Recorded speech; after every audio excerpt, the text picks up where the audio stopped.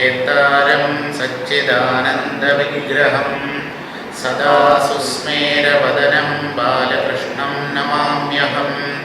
सदाशिवसमारम्भां शङ्कराचार्यमध्यमाम् अस्मदाचार्यपर्यन्तां वन्दे गुरुपरम्परां।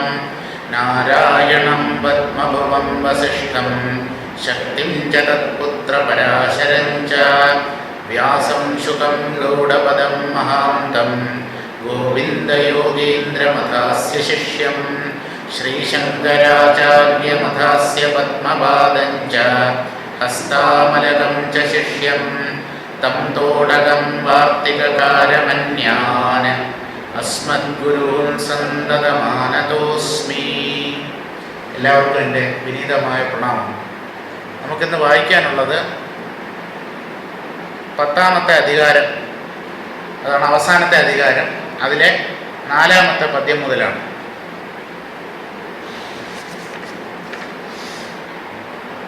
ശാക്കിരത്തിർ ബോധചലനയെല്ലാം സ്വപ്നം പോൽ ആക്കും അരുട്ബോധരാകുവോർ നീക്കും പരയോഗർ ശുദ്ധർ പരമസുഖാനന്ദർ തുര്യഗതിയിൻപ് കടന്തോർ.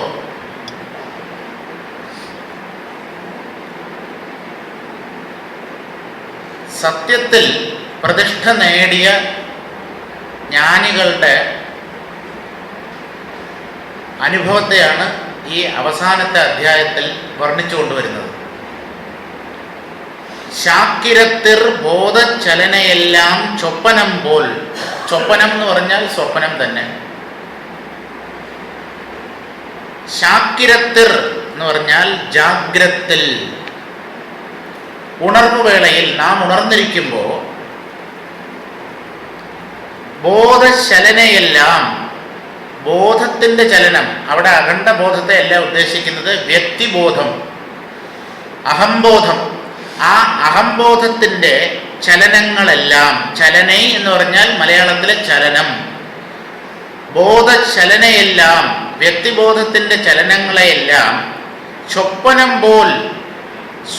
പോലെ ആക്കും അരുട്ബോധരാകുവോർ. അരുൾബോധം നേടിയ ആത്മജ്ഞാനികൾ, ഈശ്വര കടാക്ഷത്തിന് പാത്രീഭൂതരായവരാണ് ആത്മജ്ഞാനം നേടുന്നത്. ഭഗവത് അനുഗ്രഹം കൂടാതെ ഈ ആത്മജ്ഞാനം സിദ്ധിക്കുകയില്ല. മനുഷ്യപ്രയത്നം, പുരുഷപ്രയത്നം എന്നൊക്കെ യോഗവാസിഷ്ഠത്തിൽ വസിഷ്ഠ മഹർഷി പറയുമ്പോഴും അതോടൊപ്പം ഈശ്വരാനുഗ്രഹവും കൂടെ ചേർന്ന് പ്രവർത്തിച്ചാലേ ഈ ആത്മാവിനെ സാക്ഷാത്കരിക്കാൻ പറ്റുകയുള്ളൂ. അപ്പോൾ ആ വ്യക്തിബോധത്തിൻ്റെ ചലനങ്ങളെയെല്ലാം സ്വപ്നം പോലാക്കും, സ്വപ്നം പോലെ ആക്കുന്നു, ആക്കി തീർക്കുന്നു. ആര്? അരുട്ബോധരാകുവോർ, അരുൾബോധം നേടിയവർ, ഭഗവത് കടാക്ഷം നേടിയവർ. അവർ നാം പരമസത്യമാണ് എന്ന് കരുതി വ്യവഹരിക്കുന്ന, ജീവിക്കുന്ന ഈ ജാഗ്രത അവസ്ഥയെ സ്വപ്നം പോലെ ആക്കി തീർക്കും. എങ്ങനെ? അവരുടെ തത്വപ്രവചനങ്ങളിലൂടെ. അവർ പറയുന്ന വാക്കുകൾ കേട്ട് അത് വേണ്ടവണ്ണം ഉൾക്കൊണ്ടാൽ ഈ പ്രപഞ്ചം മിഥ്യയാണെന്ന് അനായാസം ബോധ്യപ്പെടും. നമ്മുടെ ജാഗ്രതത്തിനെ സ്വപ്നം പോലെ ആക്കി തീർക്കുന്നവരാണ് ജ്ഞാനികൾ. അരുൾബോധരാകുവോർ, അരുൾബോധം നേടിയവർ. നീക്കും പരയോഗർ. ഇങ്ങനെ അരുൾബോധം നേടിയവരാണ് ജാഗ്രത്തിനെ സ്വപ്നതുല്യമാക്കി മാറ്റുന്നത്. എന്ന് പറഞ്ഞാൽ ജാഗ്രത്തിൻ്റെ മിഥ്യാത്വത്തെ ഉദ്ബോധിപ്പിച്ച് ഇതിനും സ്വപ്നത്തിനും കാര്യമായ വ്യത്യാസമില്ല എന്ന് ബോധ്യപ്പെടുത്തി തരുന്നു. നീക്കും പരയോഗർ. പക്ഷെ അതല്ല അന്തിമമായ സ്ഥിതി. ഈ അരുൾബോധത്തെയും അവർ അതിക്രമിക്കുന്നു. ഈശ്വരാനുഗ്രഹം കൊണ്ടാണ് ഈ അദ്വൈത ജ്ഞാനം ഒരാൾ സാക്ഷാത്കരിക്കുന്നത്, ഒരു ജീവൻ. ആ അരുൾബോധത്തെയും അതിക്രമിക്കുന്നു, നീക്കും പരയോഗർ. പരയോഗം എന്ന് പറഞ്ഞാൽ ഈ അരുൾബോധത്തിൻ്റെയും അപ്പുറത്തുള്ള സ്ഥിതി എന്ന് പറഞ്ഞാൽ അരുളിനെയും കടന്നു നിൽക്കുന്ന ഒരവസ്ഥയുണ്ട്. അരുൾ ഉള്ളപ്പോൾ ഞാൻ ഈശ്വരൻ എന്ന ഒരു ചെറിയ ഭേദം ബാക്കിയുണ്ടാവും. ആജ്ഞാചക്രത്തിൽ കുണ്ടലിനി ശക്തി എത്തുമ്പോഴാണ് ഈ അരുൾ ബോധമുണ്ടാവുന്നത്. മഹാശ്മശാനം, കാശി എന്നാണ് ഈ ഭ്രൂമധ്യത്തെ പറയുന്നത്. ഈ ഭ്രൂമധ്യത്തിൽ എത്തുന്ന കുണ്ടലിനി ശക്തി ഈ ജീവേശ്വരന്മാരുടെ അറിവുണ്ടാക്കി തീർക്കും. ഒരാളുടെ ശരീരത്തിലെ ആ പ്രാണശക്തിയാണ്, ആ പ്രാണശക്തിയാണ് മനസ്സായും പ്രകടമാവുന്നത്. അപ്പോൾ ആ മനസ്സിനെ നിയന്ത്രിക്കാൻ ഈ പ്രാണശക്തി വളരെയേറെ പ്രയോജനപ്പെടും. അതാണ് ഈ പ്രാണായാമ അഭ്യാസത്തിലൂടെ ഈ ആത്മസാക്ഷാത്കാരത്തിനായി രാജയോഗികൾ ശ്രമിക്കുന്നത്. പക്ഷേ ഈ അരുൾബോധത്തിനും അപ്പുറം ഒരു സ്ഥിതിയുണ്ട്, പരയോഗം എന്ന് പറഞ്ഞാൽ. ഇതൊക്കെ എന്ന് പറഞ്ഞാൽ ഈ ആന്തരികമായി അനുഭവിക്കേണ്ട അവസ്ഥകളാണ്. അപ്പം അതെന്താണെന്ന് എൻ്റെ അടുത്ത് ചോദിച്ചാൽ ഞാൻ കണ്ണുകളിൽ നിൽക്കുകയുള്ളൂ. കാരണം ഈ അനുഭവത്തെ നാം ആ അനുഭവം നേടാതെ അതിനെക്കുറിച്ച് വർണ്ണിക്കാൻ ശ്രമിക്കുന്നത് നേടിയവർക്ക് പോലും പറയാൻ പറ്റുന്നില്ല. അപ്പോൾ അതെന്താണെന്ന് ഒരു ഗ്രാഹ്യവും ഇല്ലാത്ത ഞാൻ എങ്ങനെ അതിനെക്കുറിച്ച് നിങ്ങൾക്ക് പറഞ്ഞു തരും? എന്തായാലും അങ്ങനെ ഒരു അവസ്ഥയുണ്ട്, അരുളിനെയും കടന്നു നിൽക്കുന്ന അവസ്ഥ. അതാണ് പരയോഗം എന്ന് പറയുന്നത്. എന്ന് പറഞ്ഞാൽ നമുക്ക് വേണമെങ്കിൽ പറയാം, ഈ ജീവബോധവും ജീവൻ ഈശ്വരൻ എന്നുള്ള ഭേദവും അവസാനിക്കുന്ന ആ ശുദ്ധമായ അദ്വൈത സ്ഥിതി എന്ന് പറയാം. അതായിരിക്കണം. പരയോഗർ, ശുദ്ധർ, അവർ അങ്ങേയറ്റത്തെ പരിശുദ്ധി നേടിയവരാണ്. ആര്? ഈ എല്ലാ ദ്വൈതത്തെയും, ജീവൻ ഈശ്വരൻ അല്ലെങ്കിൽ ജീവൻ ബ്രഹ്മം, ഈ ഭേദത്തെയും കടന്നുപോയവർ. പരമസുഖാനന്ദർ, അവർ പരമസുഖം, അത് തന്നെയാണ് ആനന്ദം, ആ നിലയിൽ കഴിയുന്നവരാണ്. പരമാനന്ദം അനുഭവിച്ചുകൊണ്ട് പ്രപഞ്ചത്തിലുള്ള ഒന്നും ഇനി ആവശ്യമില്ല, പൂർണ്ണത, ജീവിത ധന്യത നേടിയവർ. പരമസുഖാനന്ദർ, തുരീയ ഗതി, ഇൻപ് കടന്തോ. ഇനി ആ ആത്മാനന്ദം അനുഭവിക്കുന്ന തലത്തെയും അതിക്രമിക്കുന്ന മറ്റൊരു തലമുണ്ട്, തുരീയഗതി, തുരീയത്തിൽ സ്ഥിതി ചെയ്യുന്നവർ. അതെന്താണ്? ഈ ആത്മജ്ഞാനം നേടിക്കഴിഞ്ഞാൽ ജീവബ്രഹ്മൈക്യം ഉറപ്പുവരുമല്ലോ. പക്ഷെ അതിനെയും കടന്നു നിൽക്കുന്ന ഒരു കേവല സ്ഥിതി, ശുദ്ധ ബ്രഹ്മമായി നിൽക്കുന്ന ഒരവസ്ഥ, യാതൊരു തരത്തിലുള്ള ദ്വൈത കണികയും അതിനകത്തില്ല. ആ സ്ഥിതിയെ പറയുന്നത് ആനന്ദ അതീതമായ നില എന്നാണ്. ഒന്ന് ആനന്ദം അനുഭവപ്പെടുന്ന അവസ്ഥ. ഇൻപ് കടന്തോർ, ഇൻപ് എന്ന് പറഞ്ഞാൽ ഇൻപം, സുഖം, ആനന്ദം, അതിനെയും അതിക്രമിച്ചവർ. ഇവരാണ് ആത്മജ്ഞാനികൾ എന്ന് പറയപ്പെടുന്നത്.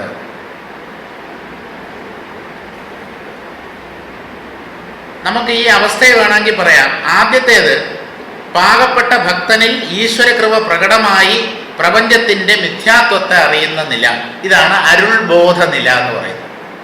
അരുൾബോധ നില എന്ന് പറഞ്ഞാൽ വേദാന്ത സത്യം നല്ലതുപോലെ കേട്ട് അതിൽ മനസ്സിനൊരു ഉറപ്പ് വന്ന് ബുദ്ധി നിശ്ചലമായി, അതൊക്കെ ഈശ്വരാനുഗ്രഹം കൊണ്ടാണ്. ബുദ്ധിയോഗം ദദാമ്യഹം എന്നാണ് കൃഷ്ണൻ പറയുന്നത്. ഒരു ഭക്തന് ഭഗവാൻ എന്തനുഗ്രഹമാണ് നൽകുന്നത് എന്ന് ചോദിച്ചാൽ ഈ ഭഗവാനെ സാക്ഷാത്കരിക്കാൻ ആവശ്യമായ ബുദ്ധിയോഗത്തെ ഭഗവാൻ തന്നെ നൽകുന്നു എന്നാണ്. അപ്പോഴാണ് നാം ഈശ്വരാനുഗ്രഹത്തിന് പാത്രീഭൂതരായി എന്ന് മനസ്സിലാക്കുന്നത്. അപ്പൊ ആ ഈശ്വര കൃപ പ്രകടമായി പ്രപഞ്ചത്തിന്റെ മിഥ്യാത്വത്തെ അറിയുന്നില്ല. പ്രപഞ്ചം മിഥ്യയാണെന്ന് അറിയാൻ തന്നെ വലിയ ഈശ്വരാനുഗ്രഹം ആവശ്യമാണ്. ഇനി രണ്ടാമത്തെ അവസ്ഥയാണ് കൃപയുടെ പ്രവൃത്തിപൂർണമായ രണ്ടാമത്തെ നില എന്ന് പറഞ്ഞാൽ പ്രപഞ്ചത്തെ മറക്കുന്ന നില. പ്രപഞ്ചം വിസ്മരിക്കപ്പെടുന്ന ഒരു തലമുണ്ട്. അതാണ് രണ്ടാമത്തെ അവസ്ഥ. മൂന്നാമത്തത് ആനന്ദാനുഭവം, ബ്രഹ്മാനുഭവം. നാലാമത്തത് ആ ആനന്ദത്തെയും കടന്ന് ശിവവുമായി അല്ലെങ്കിൽ ശിവനുമായി അല്ലെങ്കിൽ ബ്രഹ്മവുമായി ഏകീഭവിക്കുന്ന അവസ്ഥ, മോക്ഷം. ഇങ്ങനെ 4 തലങ്ങളാണ് ഈ പദ്യത്തിൽ പറയുന്നത്. അതിൻ്റെ മലയാളം വ്യാഖ്യാനം വായിക്കാം. ജാഗരാവസ്ഥയിൽ എന്ന് പറഞ്ഞാൽ ജാഗ്രത അവസ്ഥയിൽ അനുഭവിക്കുന്ന ജീവബോധ ഫലമായ വസ്തുക്കളും അനുഭവങ്ങളും എല്ലാം സ്വപ്ന സമാനം മിഥ്യയായി മാറ്റിക്കാണുവാൻ അരുൾബോധത്തിൽ സ്ഥിതരായ ജ്ഞാനികൾക്ക് സാധിക്കുന്നു. അതാണ് ഒന്നാമത്തെ തലം. പിന്നീട് ആ അരുളെയും കടന്ന് പരാദർശനം ചെയ്യുകയും ആത്മശുദ്ധിയിൽ മുഴുകി പരമസുഖത്തിൽ ആനന്ദിക്കുകയും ചെയ്യുന്നു. ആ സുഹൃതികൾ അനന്തരം ത്രിപുടിയും ജീവബോധവും ലേശവും തോന്നാത്ത തുര്യത്തിൽ സ്ഥിതരായി ആ ആനന്ദം അനുഭവിക്കുന്നു എന്ന നിലയും മാറി നിത്യാനന്ദ സ്വരൂപികളായി തന്നെ വിളങ്ങുന്നു. ഒരു ഘട്ടത്തിനപ്പുറത്തോട്ട് പോയാൽ ഈ വാക്കുകൾക്കൊന്നും പ്രസക്തി ഇല്ലാതെയാവും. അതുകൊണ്ട് ഞാൻ ആ സാഹസത്തിന് ഒരുമ്പെടുന്നില്ല.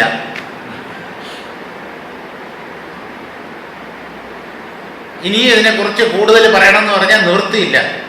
ഇത്രയേ ഉള്ളൂ. അത് ആ പുസ്തകത്തിലുള്ളത് ഞാൻ മലയാളത്തിൽ പറഞ്ഞു, അത്രയേ ഉള്ളൂ. അടുത്ത പദ്യത്തിലേക്ക് കിടക്കാം. തത്വം പോയി, കേവലം പോയി, താൻ പോയി, അരുൾ കഴன்று ശുദ്ധ പരയായി തൻ സുതന്ത്രം പോയി, ശക്തി ഒഴിവിലേ ബോധം പോയി, ഒன்றாக ஒன்றின் அழிவிலே ഇൻപവതീതം. ഇവിടെ അതിൻ്റെ ഘട്ടങ്ങളായിട്ട് പറയാണ്. നേരത്തെ 4 ഘട്ടങ്ങൾ പറഞ്ഞിട്ടുണ്ടെങ്കിൽ അതിൻ്റെ അവാന്തര വിഭാഗങ്ങളെ കുറിച്ചാണ് ഇതിൽ പറയുന്നത്. തത്വം പോയി, 36 തത്വങ്ങളാണ് ഈ ശൈവ സിദ്ധാന്തത്തിൽ പറയപ്പെട്ടിട്ടുള്ളത്. ഇപ്പോൾ ഏതൊക്കെയാണെന്ന് എന്നോട് ചോദിച്ചാൽ എനിക്കറിയില്ല. അന്ന് ഇതിനു മുമ്പ് പഴയ ഒരു ക്ലാസ്സിൽ 36 തത്വങ്ങൾ, നമുക്ക് ഒരു തത്വം മതി. അതിൻ്റെ പേരാണ് ബ്രഹ്മതത്വം. പിന്നെ ഇതൊക്കെ ഈ സാഖ്യന്മാർ ചെയ്യുന്നത് പോലെ ക്ലാസിഫൈ ചെയ്ത് ഈ വിഭജനം ചെയ്ത് തള്ളിക്കളയാൻ വേണ്ടിയാണ്, ഡിലീറ്റ് ചെയ്യാൻ വേണ്ടി. നമ്മൾ കമ്പ്യൂട്ടറിലൊക്കെ സെലക്ട് ഓൾ എന്നൊരു ഓപ്ഷനുണ്ട്. കുറേ സാധനങ്ങൾ ഒരുമിച്ച് ഡിലീറ്റ് ചെയ്യണമെങ്കിൽ സെലക്ട് ഓൾ ദെൻ ഡിലീറ്റ് എന്ന് പറഞ്ഞൊരിതുണ്ട്. ഇതുപോലെ ആദ്യമായി പ്രപഞ്ചത്തിൽ കാണുന്ന അസംഖ്യം പദാർത്ഥങ്ങളെ, അനേകം ദൃശ്യങ്ങളെ കാറ്റഗറൈസ് ചെയ്യും. എന്ന് പറഞ്ഞാൽ പലതരം വിഭാഗങ്ങളാക്കും. പഠിക്കാൻ വേണ്ടിയൊന്നുമല്ല, വിഭാഗങ്ങളാക്കി ഈ അസംഖ്യം പദാർത്ഥങ്ങളെ ഏതാനും ഗ്രൂപ്പുകളാക്കും. പാർട്ടികളിൽ ഗ്രൂപ്പുകളുണ്ടല്ലോ, അതുപോലെ ഗ്രൂപ്പുകളുണ്ടല്ലോ, A B O. എന്തിനാ അങ്ങനെ 4 ഗ്രൂപ്പുകളുണ്ടെന്നാണ്. അപ്പോ ഈ അനന്ത കോടി ദൃശ്യങ്ങളെ ഇങ്ങനെ കാറ്റഗറൈസ് ചെയ്ത് വിഭജനം ചെയ്ത് അവയെ ഓരോന്നിനെയും ഒരേ ഗ്രൂപ്പിൽ പെടുന്ന ഒന്നിനെ, അങ്ങനെ അതിനെയെല്ലാം നമ്മൾ ഒരുമിച്ച് ഒരു കൂട്ടത്തിൽ ഒരു ഗണത്തിൽ പെടുത്തും. എന്നിട്ട് അതിനെ മുഴുവൻ തള്ളിക്കളയും. ഇപ്പൊ നോക്കൂ, ഒരു ഉദാഹരണം പറഞ്ഞുതരാം. 5 ഇന്ദ്രിയങ്ങൾ എണ്ണിയെടുത്താൽ 1 2 3 4 5. പക്ഷെ ഈ 5 ഇന്ദ്രിയങ്ങളെ പഞ്ചേന്ദ്രിയങ്ങൾ എന്നുള്ള ഗണത്തിൽപ്പെടുത്തിയാൽ അതിനെ മൊത്തമായി തള്ളിക്കളയാൻ എളുപ്പമുണ്ട്. അല്ലെങ്കിൽ കണ്ണ് വേറെ, കാത് വേറെ, മൂക്ക് വേറെ, നാക്ക് വേറെ, തൊക്ക് വേറെ, ഓരോന്ന് പറഞ്ഞ് ഇതല്ല 5 ഇന്ദ്രിയങ്ങൾ. ഈ ഇന്ദ്രിയങ്ങളിലൂടെയാണല്ലോ പ്രപഞ്ചാനുഭവം. അതിനെ മൊത്തമായി ഇന്ദ്രിയങ്ങൾ എന്നുള്ള വിഭാഗത്തിൽപ്പെടുത്തി അതല്ല തട്ടിക്കളയുക. ജ്ഞാനേന്ദ്രിയങ്ങൾ, ഇതുപോലെ കർമ്മേന്ദ്രിയങ്ങൾ, പ്രാണന്മാർ 5 ഉണ്ട്. അതിനെയെല്ലാം പ്രാണൻ എന്നുള്ള ഒറ്റ കാറ്റഗറിയിലാക്കി അതിനെയും തള്ളിക്കളയുക. മനസ്സ്, ബുദ്ധി, ചിത്തം, അഹങ്കാരം, ഈ 4 ചേർന്നതാണ് അന്ധഃകരണം. ആ 4നെയും കൂടെ അന്ധഃകരണത്തെ ഡിലീറ്റ് ചെയ്യുന്നതോടുകൂടി ആ 4 അങ്ങ് പോയി കിട്ടും. അവസാനം എന്താ? അവസാനം ഒന്നിൽ ചെന്നെത്തണം, ഏകമായ സത്യത്തിൽ ചെന്നെത്തണം. അപ്പൊ അത് ഒറ്റയടിക്ക് ഇവയെ ഒന്നും നമുക്ക് ഇല്ലാന്ന് പറഞ്ഞ് തള്ളിക്കളയാൻ പറ്റാത്തത് കൊണ്ടും സാധാരണക്കാർക്ക് അത് വേണ്ടവണ്ണം ഉൾക്കൊള്ളാൻ കഴിയില്ല എന്നുള്ളത് കൊണ്ടും ഇതിനെയൊക്കെ ഗ്രൂപ്പാക്കി തിരിച്ചിട്ട് അവസാനം ഓരോന്നിനെ ഇതല്ല തട്ടിക്കളയാൻ. നമ്മുടെ ഇപ്പൊ ഈ കുടുംബശ്രീയില് പ്ലാസ്റ്റിക് മാത്രം പ്രത്യേകം, ബയോഡീഗ്രേഡബിൾ വേസ്റ്റ് വേറെ, പെട്ടെന്ന് അഴുകി മണ്ണിനോട് ചേരുന്നത് അതെല്ലാം ഒരു പ്രത്യേകം ആശുപത്രിയിലില്ലേ, പച്ച നിറത്തിലുള്ള ഒരെണ്ണം, ചുവപ്പ് നിറത്തിൽ, ഇങ്ങനെ രണ്ടെണ്ണം. ആഹാരാവശിഷ്ടങ്ങൾ തുടങ്ങിയവയൊക്കെ ഇതിൽ നിക്ഷേപിക്കണം. പിന്നെ തുണി, മറ്റേ ബാൻഡേജ് അതുപോലുള്ളതൊക്കെ വേറെ ഒന്നിലിടണം. എന്തിനാ? എല്ലാം കൊണ്ട് കളയാൻ തന്നെ. ഇതൊക്കെ അലക്കി ഉപയോഗിക്കാനാണോ? എല്ലാം കൊണ്ട് കളയാൻ തന്നെ. ആ കളയുന്നതിലും ഒരു സൗന്ദര്യം, ഒരേപോലെയുള്ള വേസ്റ്റ് പെട്ടെന്ന് അവർക്കത് നശിപ്പിക്കാൻ പറ്റും. എല്ലാം കൂടെ ആണെങ്കിൽ അവർ പിന്നെ ഇത് ഓരോന്നായിട്ട് വേർതിരിച്ചെടുക്കണം. അപ്പൊ എല്ലായിടത്തും ഈ വിഭജനം, വേർതിരിവ് ഇല്ലാന്ന് പറഞ്ഞ് നമുക്ക് തള്ളിക്കളയാൻ നമ്മെ സഹായിക്കാനാണ്. അതാണ് ഉദ്ദേശ്യം. അല്ലാതെ അത് ഓരോന്നിനെയും എടുത്ത് പഠിക്കാനല്ല. തള്ളിക്കളയാൻ എളുപ്പമുണ്ട്, ഗ്രൂപ്പായിട്ട് തള്ളിക്കളയാം. അതാണ് തത്വം പോയി, 36 തത്വങ്ങളും പോയി എന്ന് പറഞ്ഞാൽ അവ ഇല്ല എന്ന് മനസ്സിലായി. കേവലം പോയി. കേവലം എന്ന് പറഞ്ഞാൽ ഈ 36 തത്വങ്ങളും ലയിച്ച് കിടക്കുന്ന ഒരവസ്ഥയുണ്ട്. അബോധം അല്ലെങ്കിൽ ലയം, സുഷുപ്തി പോലെയുള്ള ഒരവസ്ഥ. സുഷുപ്തിയിൽ ജീവൻ ഉറങ്ങിപ്പോവുകയാണ് ചെയ്യുന്നത്. ഇത് ബോധപൂർവമായി മനസ്സിനെ ഒരു ലയാവസ്ഥയിൽ കൊണ്ടുചെന്ന് എത്തിക്കും. അല്ലെങ്കിൽ ഈ 36 തത്വങ്ങളും ഈ ഒരു ലയാവസ്ഥയിൽ എത്തി അപ്രത്യക്ഷമാകും. അതാണ് കേവലം എന്ന് പറയുന്നത്. അതും പോയി, കേവലം പോയി. ഇനി ആ കേവലം പോയാലും ആ നഷ്ടമായ കേവലത്തിൻ്റെ സാക്ഷിയായി ഒരു ഞാൻ അവിടെ ഉണ്ടാവും. താൻ പോയി. ആ ഞാനെന്നുള്ള ഭാവവും അഹങ്കാരവും അതും പോയി. അരുൾ കഴன்று, കഴன்று എന്ന് പറഞ്ഞാൽ അഴിഞ്ഞു വീണ്, കൃപയും അഴിഞ്ഞു വീഴും. ഈശ്വരന്റെ കൃപ എന്നുള്ള ആ ഒരു അംശവും അതിനും പ്രസക്തി ഇല്ലാതെയായി. കൃപയും അഴിഞ്ഞു വീണ് എന്ന് പറഞ്ഞാൽ സർവേശ്വരന്റെ കൃപയും മാറി നിന്ന് അതിനും അവിടെ പ്രസക്തിയില്ല, അതും പോയി. കാരണം ഈ കൃപയ്ക്കൊക്കെ ഒരു പ്രത്യേക തലം വരെയേ ഉള്ളൂ അതിൻ്റെ പങ്ക്. ആ ഘട്ടം കഴിഞ്ഞാൽ കൃപ അങ്ങ് പിൻവാങ്ങും. അത് കഴിഞ്ഞു പോകുമെന്നർത്ഥം. അതാണ് താൻ പോയി, അഹങ്കാരവും പോയി, അഹംബോധവും പോയി എന്ന് പറഞ്ഞാൽ എന്താ? ഈ 36 തത്വങ്ങളുടെ ലയം.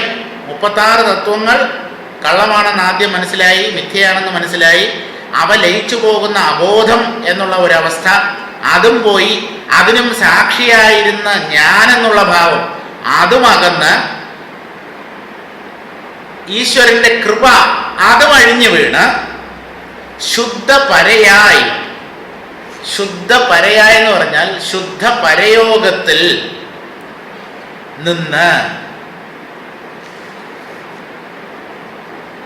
ഭഗവത് ശക്തി, ഭഗവാന്റെ ഒരു ശക്തി, കൃപയും പോയി, ഭഗവാന്റെ ഒരു മഹിമ അല്ലെങ്കിൽ മഹത്വം, അതിനെ നമുക്ക് ശുദ്ധസത്വം എന്ന് പറയാം. അത് തന്നെ അത്യന്തം ആനന്ദദായകമായ ഒരു സ്ഥിതിയാണ് ശുദ്ധസത്വം. രജസിൻ്റെയും തമസിൻ്റെയും കലർപ്പില്ല, 100% സത്വം. പ്രപഞ്ചത്തിൽ നമുക്ക് അങ്ങനെ ഒരു അവസ്ഥ കാണാൻ പറ്റില്ല. പ്രപഞ്ച പദാർത്ഥങ്ങളിൽ ഈ 3 ഗുണങ്ങൾ, സത്വം, രജസ്, തമസ്, ഇത് 3ൻ്റെയും സംഘാതമാണ് ഏത് പ്രപഞ്ച വസ്തുവും. ശുദ്ധസത്വം എന്ന് പറയുന്നത് ഈശ്വരൻ്റെ ഉപാധിയാണ്. ജീവന്റെ ഉപാധി അവിദ്യ എന്ന പോലെ ഈശ്വരൻ്റെ ഉപാധി എന്ന് പറഞ്ഞാൽ സർവജ്ഞത്വം, സർവശക്തിത്വം, സർവവ്യാപകത്വം. ഇതാണല്ലോ ഈശ്വരൻ്റെ ഗുണങ്ങൾ. ആ ഗുണങ്ങൾക്ക് കാരണഭൂതമായ ശുദ്ധസത്വം എന്താണെന്ന് എന്നോട് ചോദിക്കരുത്. ഇതൊക്കെ ശാസ്ത്രത്തിൽ പറയപ്പെട്ടിട്ടുള്ള കാര്യങ്ങൾ. തത്തമ്മ പറയുന്നത് പോലെ ഞാൻ അങ്ങോട്ട് പറഞ്ഞു കേൾപ്പിക്കുന്നു എന്നേ ഉള്ളൂ. ഇതൊക്കെ പറഞ്ഞ് ധരിപ്പിക്കേണ്ട കാര്യങ്ങളല്ല എന്ന് നല്ലതുപോലെ അറിയാമെങ്കിലും ശുദ്ധപരയായി, ശുദ്ധ പരയോഗത്തിൽ നിൽക്കുന്നവരായി തൻ സുതന്ത്രം പോയി വ്യക്തിബോധം പൂർണ്ണമായി അകന്ന്, അല്പം പോലും അതില്ല, അപ്പോഴാണ് ശുദ്ധ സത്വമൂർത്തിയായി തീരുന്നത്. അവിടെ ഈ വ്യാഖ്യാനത്തിൽ പറയുന്നത് താൻ കാൺപാനും കാക്ഷിയുമായി അറിന്തവന്ത തർസുതന്തിര അറിവ്. ഒരാൾ, ഒരു വ്യക്തി, ഒരു ജീവൻ തന്നെ ദ്രഷ്ടാവും പ്രപഞ്ചത്തെ ദൃശ്യവുമായി മനസ്സിലാക്കുന്നു. അത് രണ്ടിനെയും രണ്ടാക്കി നിർത്തുന്ന ഒരു ബോധമുണ്ട്, അതും പോയി.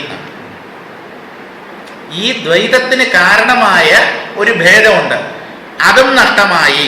അതാണ് സുതന്ത്രം പോയി ശക്തി ഒഴിവിലേ.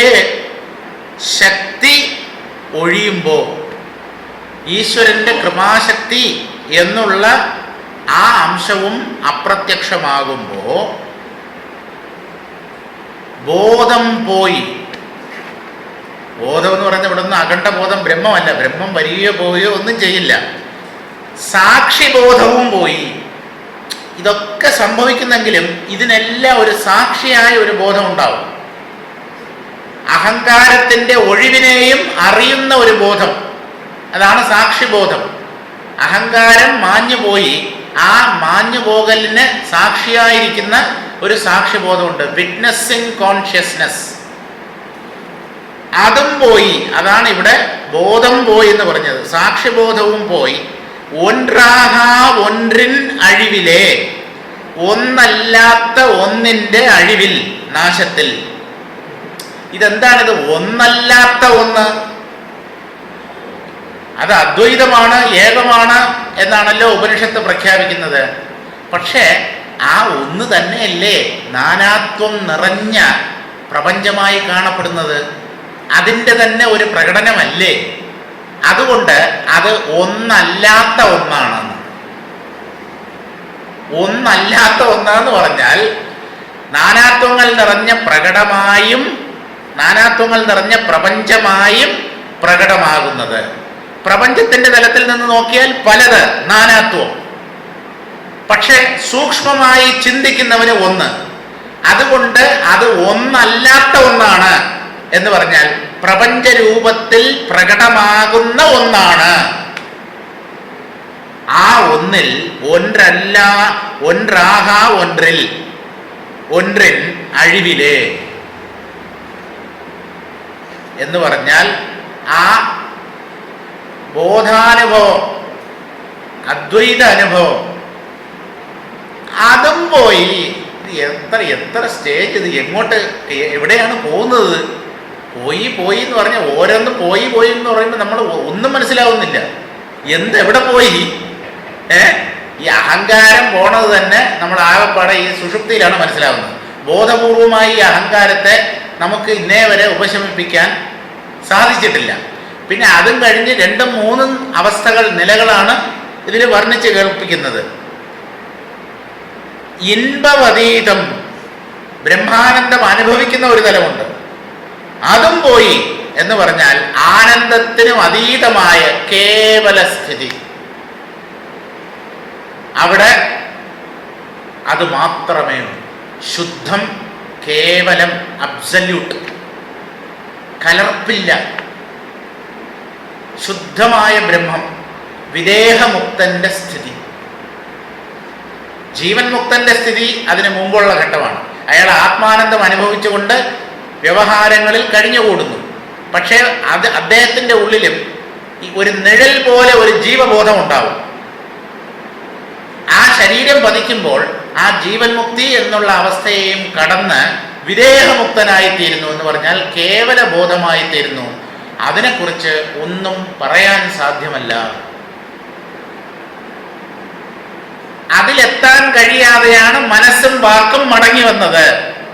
ശ്രുതി പോലും, ഉപനിഷത്തുകൾ പോലും അവിടെ തോറ്റുപോകുന്നു. ആ സ്ഥിതിയെ പറഞ്ഞറിയിക്കാൻ കഴിയാതെ. അതാണ് അന്തിമമായ സ്ഥിതി. സാ കാഷ്ഠ സാ പരാഗതി. അതാണ് ഏറ്റവും ഉന്നതമായ സ്ഥാനം. അതിനപ്പുറത്തൊന്നും ഇല്ല, ഇതിനപ്പുറത്ത് നേടാനൊന്നുമില്ല, ഇതിൻ്റെ അപ്പുറത്ത് എന്ന് പറഞ്ഞൊന്നില്ല. ഇതാണ് ഏറ്റവും പരമം. അതാണ് ഇൻപവതീതം, ആനന്ദാതീതമായ നില. അവിടെ ഈ ബ്രഹ്മാനന്ദം പോലും, ആ അനുഭവിക്കുന്ന സ്ഥിതി പോലും കൊഴിഞ്ഞു പോയിരിക്കുന്നു. ശുദ്ധ ബ്രഹ്മമായി മാറുന്നു എന്നർത്ഥം. ഒന്നുമില്ല, ദ്വൈതത്തിൻ്റെ ഒരു ചെറിയ കണിക പോലുമില്ല. കട്ടിപിടിച്ച ബോധം, സാന്ദ്രമായ ബോധം. അത് കട്ടിപിടിച്ച ആനന്ദവുമാണ്, കട്ടിപിടിച്ച നിലനിൽപ്പുമാണ്. സത്ത് ചിത്ത് ആനന്ദം. അങ്ങനെ ആ സ്ഥിതിയിൽ നിൽക്കുന്നു ആര്? ഒരു ആത്മജ്ഞാനി.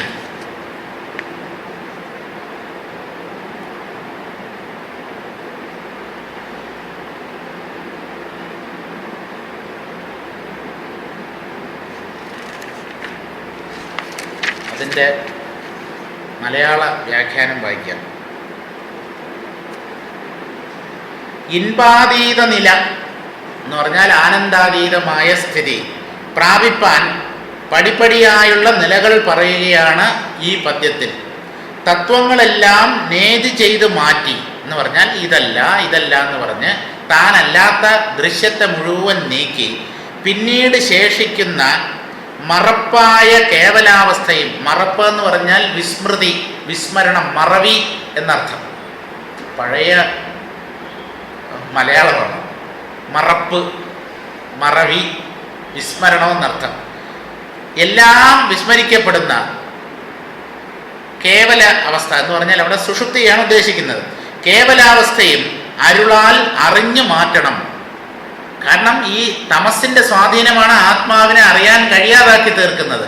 ആ ആവരണവും മാറി അതും അറിഞ്ഞു മാറ്റണം എന്നാണ്.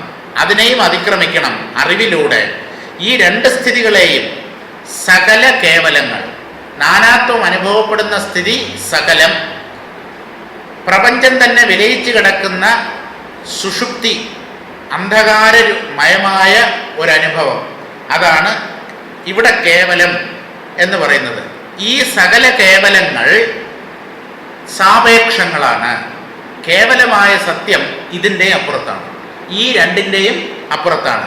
സകല കേവലങ്ങൾ കണ്ടറിഞ്ഞ അറിവാണ് താനെന്ന് ധരിക്കണം. സകലത്തെയും ആരറിഞ്ഞുവോ, ആ സകലങ്ങളൊക്കെ ഒഴിഞ്ഞു മാറുന്ന കേവലത്തെയും ആരറിഞ്ഞുവോ, അനുഭവിച്ചുവോ, ആ അറിവാണ് താൻ എന്ന് മനസ്സിലാക്കണം. അത് തിരുവരുൾ മൂലമാണെന്നും അറിയണം. അത് ഭഗവത് കൃപ കൊണ്ട് ഉണ്ടാകുന്നതാണ്, എൻ്റെ മിടുക്ക് കൊണ്ട്, എൻ്റെ കേമത്വം കൊണ്ട് നേടിയ ഒന്നാണ് എന്ന് കരുതരുത്.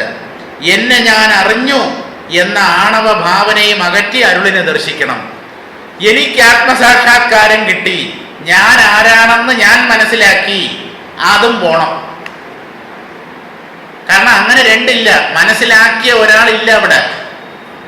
അപ്പോൾ അതും പൂർണ്ണമായ സ്ഥിതിയല്ല, അന്തിമമായ അവസ്ഥയല്ല. ഭഗവാന്റെ അരുൾ കൃപ കൊണ്ടാണ് ഈ സകല കേവലങ്ങൾ മാറി താൻ അറിവാണ് എന്നുള്ള അറിവുദിക്കുന്നത്. അരുളിനെയും മാറ്റി പരയാകണം, പാരയാകണം എന്നല്ല, പരയാകണം എന്നാണ്. ഈ ഈശ്വര കൃപയെയും മാറി പരാ എന്നുള്ള ആ അവസ്ഥയിൽ എത്തണം. ആ പരാദർശനത്തിൽ കണ്ട അതുമിതുമായ സ്വതന്ത്രത പൂണ്ട അറിവിനെയും നശിപ്പിക്കണം. ഇതിനൊക്കെ ഞാൻ എന്തർത്ഥം പറയാം?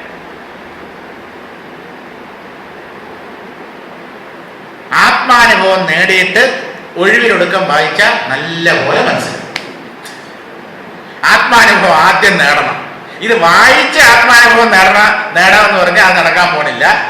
ആത്മജ്ഞാനം, ഈ സത്യത്തെ സാക്ഷാത്കരിച്ചതിന് ശേഷം ഈ ഗ്രന്ഥങ്ങളൊക്കെ എടുത്ത് വായിച്ചാൽ നല്ലപോലെ മനസ്സിലാവും. നമ്മൾ ഈ GPS ഈ കാറിലൊക്കെ ഗ്ലോബൽ പൊസിഷനിങ് സിസ്റ്റം. GPS വെച്ച് കാർ ഓടിക്കുന്നത് പോലെ ഈ ആത്മജ്ഞാനത്തിൽ, ഈ പുസ്തകം വെച്ചുകൊണ്ട് ആത്മജ്ഞാനത്തിൽ ചെന്നെത്താൻ പറ്റില്ല. അതിൽ എത്തിയിട്ട്, അതായത് നമ്മൾ ഒരു സ്ഥലത്ത് ചെന്ന് എത്തിയതിന് ശേഷം പിന്നീട് റൂട്ട് മാപ്പ് വാങ്ങിച്ച് നോക്കിയാലോ, ഇതിലൂടെയാണല്ലോ താൻ കടന്നു വന്നത്. മറ്റേത് റൂട്ട് മാപ്പ് വെച്ചുകൊണ്ട് ഡ്രൈവ് ചെയ്ത് ലക്ഷ്യത്തിലെത്തുന്നത് പോലെയാണ്. ഇതങ്ങനെയല്ല. ലക്ഷ്യത്തിലെത്തിയതിന് ശേഷം റൂട്ട് മാപ്പ് കയ്യിൽ കിട്ടിയാൽ ഈ ഘട്ടത്തിലൂടെയൊക്കെയാണ് നമ്മൾ കടന്നു വന്നതെന്ന്. രമണ മഹർഷിക്കൊക്കെ അങ്ങനെയാണ്. ആത്മസാക്ഷാത്കാരം നേരത്തെ കൊച്ചുകുട്ടിയായിരിക്കുമ്പോൾ തന്നെ കിട്ടിക്കഴിഞ്ഞു. അത് കഴിഞ്ഞിട്ടാണ് അദ്ദേഹം യോഗവാസിഷ്ടവും ഭഗവത്ഗീതയും ഇതുപോലെയുള്ള അധ്യാത്മ ഗ്രന്ഥങ്ങളൊക്കെ വായിക്കുന്നത്. അപ്പോൾ അദ്ദേഹത്തിന് ഉള്ളത് ശരിയാണല്ലോ, താൻ ഈ ഘട്ടങ്ങളിലൂടെയൊക്കെ കടന്നു വന്നതാണല്ലോ എന്നൊരു ഭാവമാണ്. നമുക്കങ്ങനെയല്ല. ഈ ഘട്ടങ്ങളൊക്കെ വായിച്ചിട്ട് അതിലൂടെ കടന്നു പോകാൻ നോക്കുന്നു. അതാണ് വ്യത്യാസം. അപ്പൊ രമണ മഹർഷിയുടെ മാർഗം തന്നെ കൊള്ളാം എന്ന് വെച്ച് ഇത് വായിക്കണ്ടെന്നല്ല, വായിക്കാം. പക്ഷെ മനസ്സിലാക്കുന്നതിന് ഒരു പരിധിയുണ്ട്. അരുളിനെയും മാറ്റി പരയാകണം. ആ പരാദർശനത്തിൽ കണ്ട അതുമിതുമായ സ്വതന്ത്രത പൂണ്ട അറിവിനെയും നശിപ്പിക്കണം. ആ പരാദർശനത്തിൽ സ്വതന്ത്രമായ ഒരു അറിവാണ് അനുഭവ വിഷയമാകുന്നത്. അതും അകലണം. ആ പരാശക്തിയുടെ നീക്കത്തോടെ ജീവബോധം പാടെ മായുകയും ആ സമയം ആനന്ദമുദയമാവുകയും ചെയ്യും. ഈ ആനന്ദവും താനെന്ന ഭാവന നീങ്ങിക്കിട്ടുമ്പോൾ മംഗളസ്വരൂപിയായ ശിവത്തിൽ, ശിവതത്വത്തിൽ അഭേദം സിദ്ധിക്കുന്നു. ആനന്ദം ബ്രഹ്മത്തിൽ ലയിച്ച് ഇല്ലാതെയാവും. അപ്പോഴാണ് കേവലമായ ബ്രഹ്മം. അതിനു മുമ്പ് ബ്രഹ്മാനന്ദം അനുഭവിക്കുന്ന ഒരു തലമാണ്.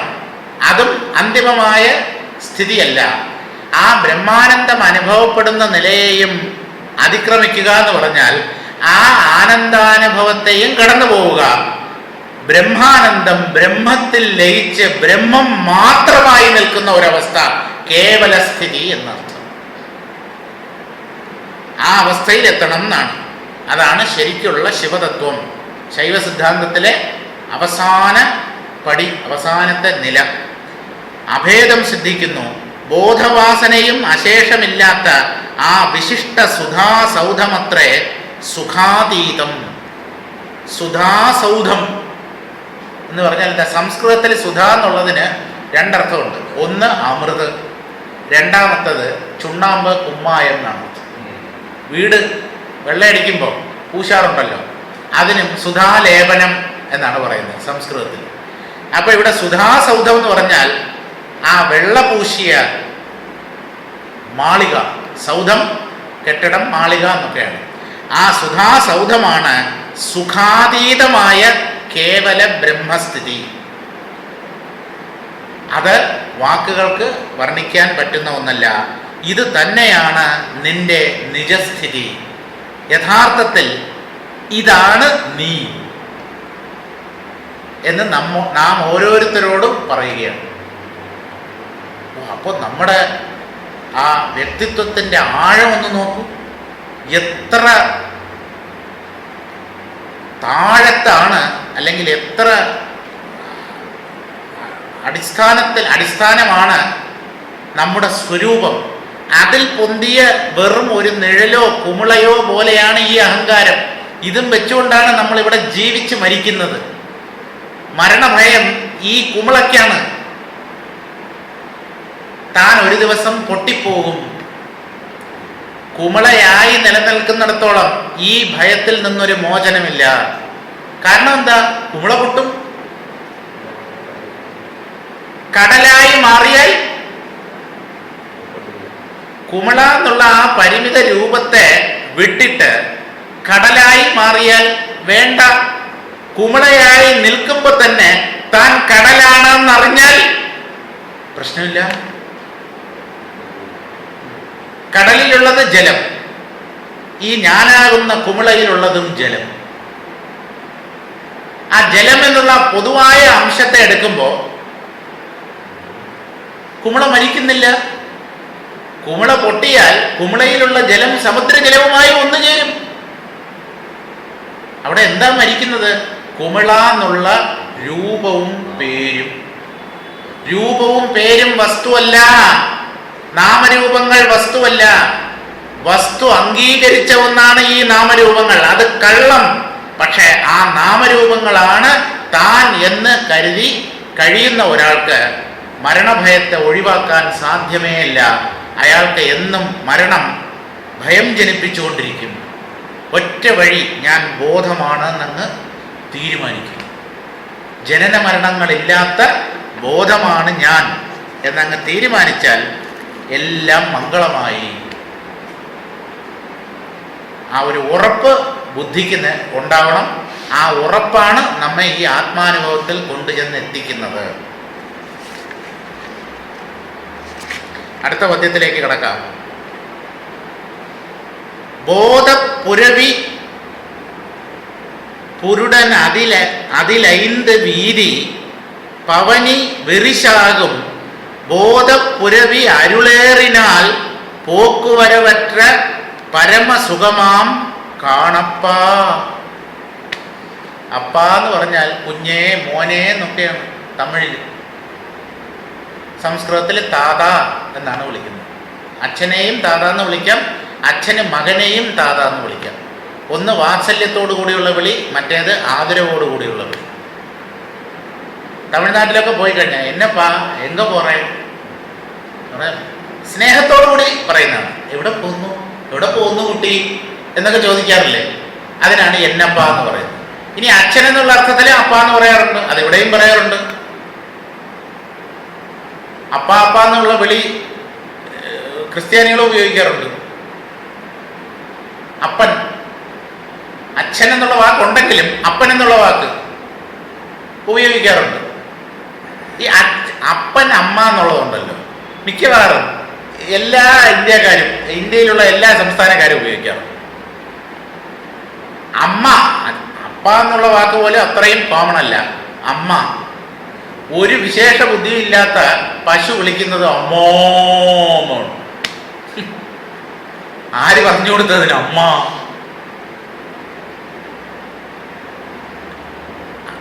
അക്ഷരമാലയിലെ ആദ്യത്തെ അക്ഷരമാണ് ആ.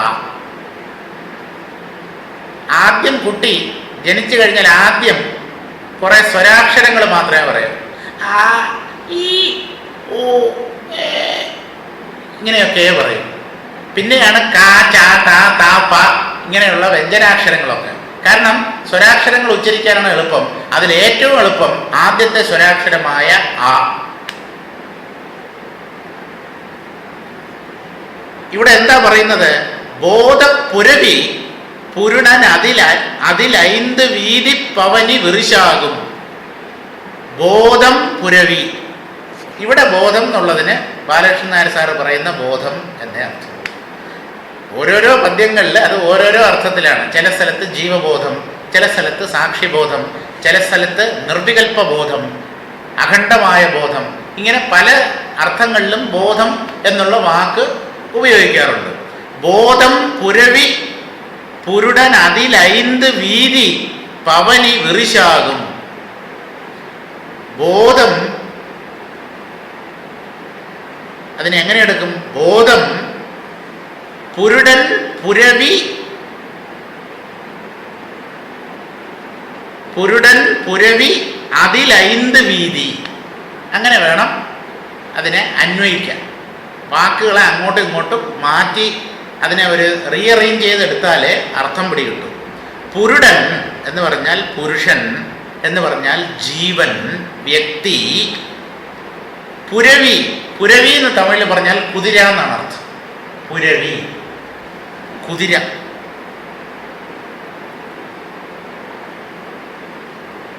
അതിലൈന്ത് വീതി.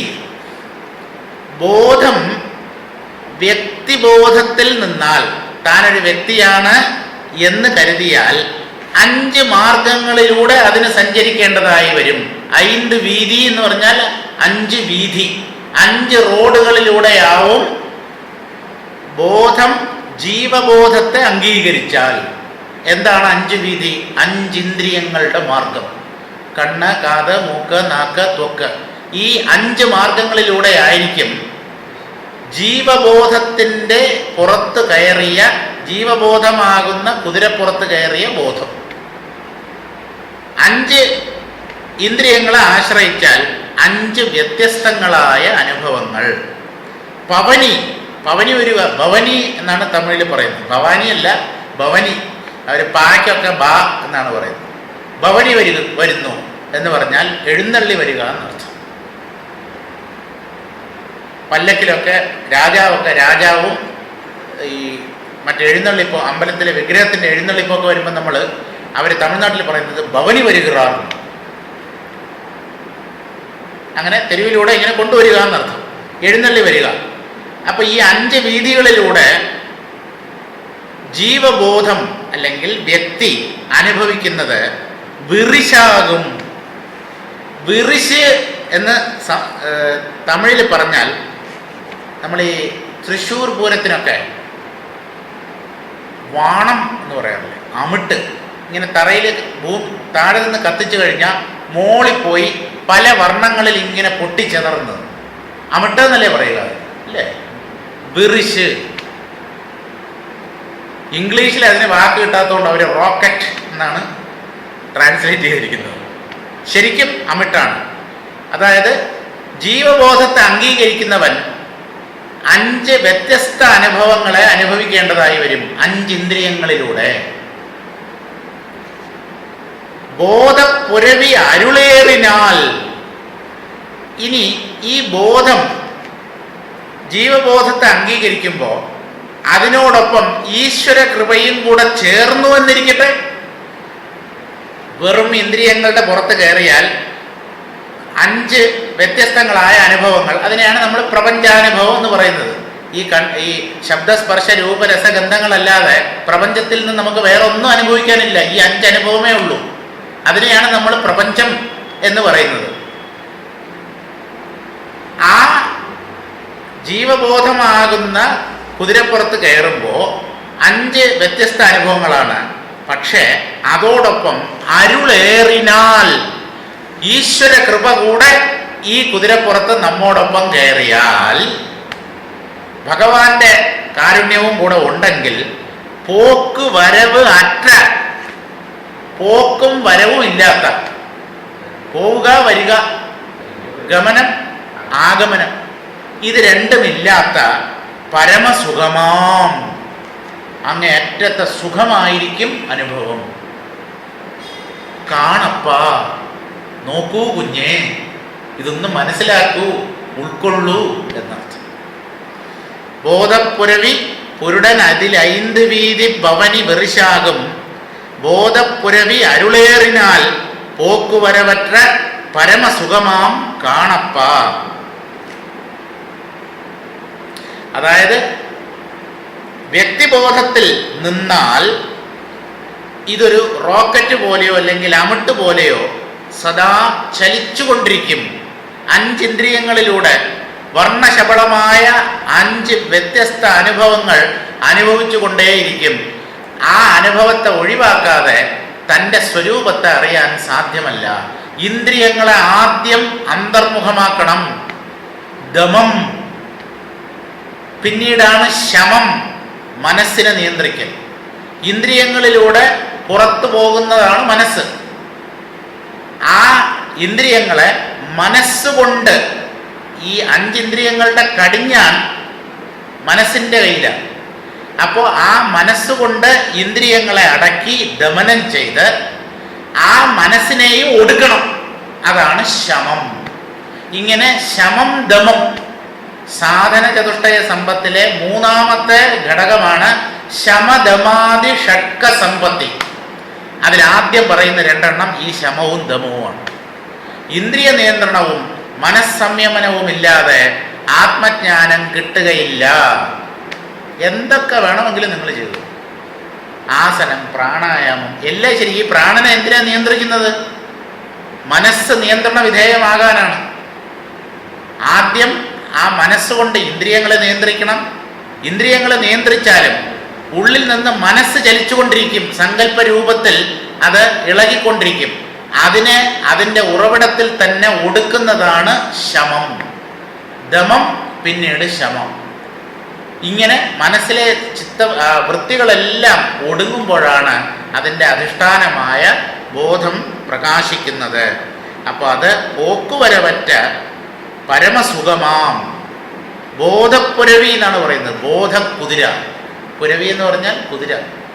ആ ബോധക്കുതിരയുടെ ജീവബോധമാകുന്ന കുതിരപ്പുറത്ത് സഞ്ചരിക്കുമ്പോൾ ഭഗവത് കൃപയും കൂടെ ചേർന്നാൽ പോക്കും വരവും ഇല്ലാത്ത പരമസുഖം നമുക്ക് ലഭ്യമാകും. ആ ബ്രഹ്മാനന്ദം അനുഭവിക്കാൻ കഴിയും. ഇത് നല്ലതുപോലെ നീ മനസ്സിലാക്കണം കുഞ്ഞേ എന്നാണ് പറയുന്നത്. പുരുഷനാകുന്ന അശ്വത്തിൽ ബോധരാജാവ് കയറി സവാരി ചെയ്താൽ പഞ്ചേന്ദ്രിയങ്ങളാകുന്ന വീഥികളിൽ കൂടി വിഷയങ്ങളാകുന്ന പല കാഴ്ചകളും കണ്ട് അവയിൽ കുടുങ്ങി വിഷമിക്കാനിടവരുന്നു. സംഘം മനസ്സിനെ ബാധിക്കും. കാരണം ഈ 5 ഇന്ദ്രിയ വിഷയങ്ങൾ എന്താണെന്ന് നമുക്ക് പിടിയില്ല. ഇതെന്തോ നമ്മെ രസിപ്പിക്കാനും സുഖിപ്പിക്കാനും ഉള്ളതാണ് എന്ന് തെറ്റായി മനസ്സിലാക്കി അതിൽ സംഘബദ്ധരായി അതില്ലാതെ പറ്റില്ല എന്നൊരു ഘട്ടം വന്ന് വിഷയങ്ങൾക്ക് അടിമയായി ദുഃഖിക്കും. അതൊരു കെണിയാണ്, ഒരു കുരുക്കിലാണ് ഈ ജീവൻ ചെന്ന് വീഴുന്നത്.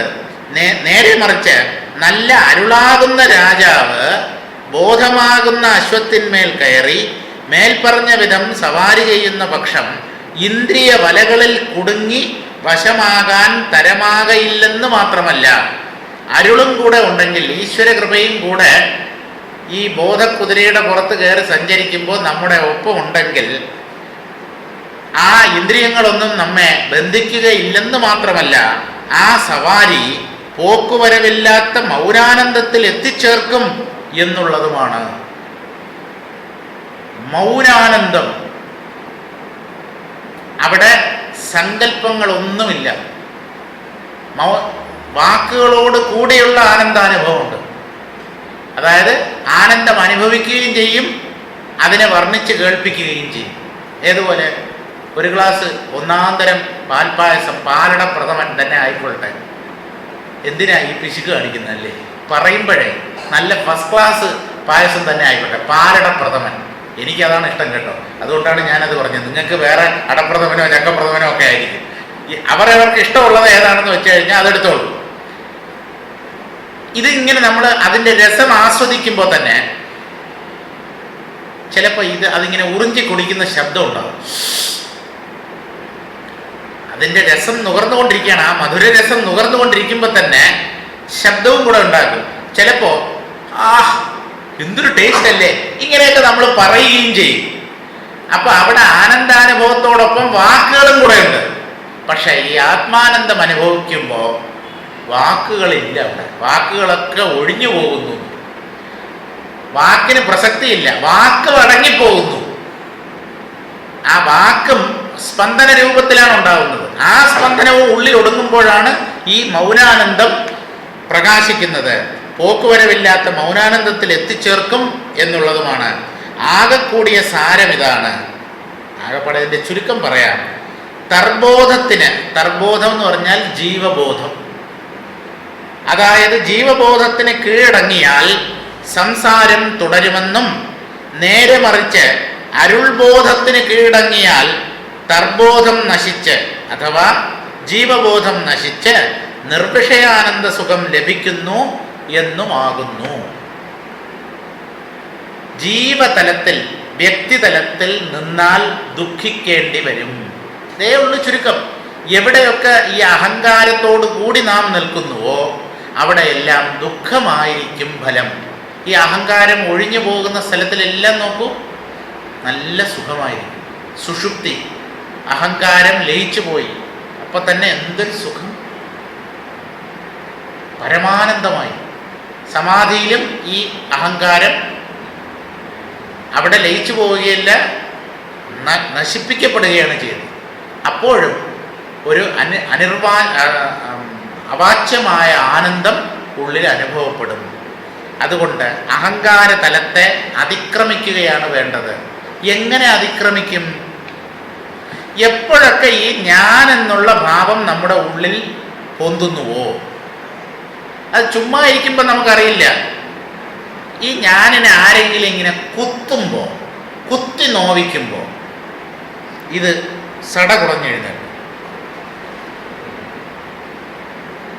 അവൻ എന്നെ പറഞ്ഞു. ഞാൻ ആരെന്നാണ് അവൻ വിചാരിച്ചിരിക്കുന്നത്? ഇതാണ് അഹങ്കാരം ഉള്ളിൽ പൊന്തുക എന്ന് പറയുന്നത്. ഒരു മര്യാദയില്ലെന്നേ. ഒന്നുമില്ലെങ്കിലും അവൻ്റെ പ്രായവും എൻ്റെ പ്രായവും അവനൊന്ന് പരിഗണിക്കണ്ടേ? ഒരു വയസ്സിന് ആ മൂപ്പിന് ഒരു പ്രാധാന്യം കൽപ്പിക്കണ്ടേ? അവൻ എൻ്റെ മുഖത്ത് നോക്കി എന്തൊക്കെയാ പറഞ്ഞത്? അയാൾ പറഞ്ഞത് തെറ്റായിരിക്കാം. നിങ്ങളുടെ ഉള്ളിൽ അഹംബോധം ഉയരുകയാണല്ലോ ചെയ്യുന്നത്. അത് ഒരിക്കലും നല്ലതല്ലല്ലോ. എന്നെ പറഞ്ഞു, എൻ്റെ, ഞാനിനെ തുടർന്നാണ് എൻ്റെ. ഈ അഹന്തയും മമതയും ഇതിനെ സൂക്ഷ്മമായി നമ്മുടെ ഉള്ളിനെ ശ്രദ്ധിച്ച് അവിടെ നിന്ന് നിരസിച്ചു കൊണ്ടേയിരിക്കണം. അവിടെ നിന്ന് അതിനെ തള്ളിക്കളഞ്ഞുകൊണ്ടേയിരിക്കണം. പിന്നെയും പിന്നെയും വരും. ഇത്തിള് പോലെയാണ്. ഈ ഇത്തിള് പറിച്ചു കളയും തോറും പിന്നെയും പിന്നെയും വരും. അപ്പൊ വേരോടുകൂടി നശിപ്പിക്കപ്പെടുന്നത് വരെ ഈ അഹങ്കാരം തല പൊക്കിക്കൊണ്ടേയിരിക്കും. അതില്ലാതാക്കാനുള്ള ഒരൊറ്റ മാർഗം, എപ്പോഴൊക്കെ ഈ അഹംബോധം നമ്മുടെ ഉള്ളിലുണ്ടാകുന്നുവോ അങ്ങനെയൊന്നില്ല, അത് ബോധത്തിലെ വെറും ഒരു ഭ്രമമാണ് എന്ന് ബുദ്ധിയെ പഠിപ്പിച്ചുകൊണ്ടേയിരിക്കണം. ഇതേ ഉള്ളു മാർഗം. വേറൊരാൾക്ക് ഈ കാര്യത്തിൽ നമ്മെ സഹായിക്കാൻ പറ്റില്ല. എൻ്റെ ഉള്ളിലെ അഹംബോധത്തെ മറ്റൊരാൾക്ക് എങ്ങനെ നിയന്ത്രിക്കാൻ പറ്റും? ഒരു ആചാര്യൻ വിചാരിച്ചാൽ പറ്റുമോ? ഒരു ഈശ്വരൻ വിചാരിച്ചാൽ പറ്റുമോ?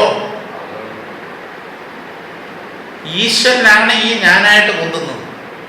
ഈ ഞാനിൻ്റെ അധിഷ്ഠാനം ഈശ്വര സത്തയാണ്. അപ്പൊ ഈ അഹങ്കാരം തന്നെ സ്വയം പ്രയത്നിച്ച് ഈ അഹങ്കാരത്തെ അധിഷ്ഠാനത്തിൽ ഒടുക്കുക മാത്രമേ മാർഗമായിട്ടുള്ളൂ. വേറെ ഒന്നും പ്രയോജനപ്പെടില്ല. അഹങ്കാരത്തെ ഒടുക്കുക, അത് പൊന്താതെ ആ ഞാനെന്നുള്ള ഭാവം ഉള്ളിൽ ഉയരാതെ നോക്കുക. അഥവാ ഉയർന്നാലും അതിൻ്റെ തലയ്ക്കൊരു തട്ട് കൊടുത്ത് അവിടെ കിടത്തുക.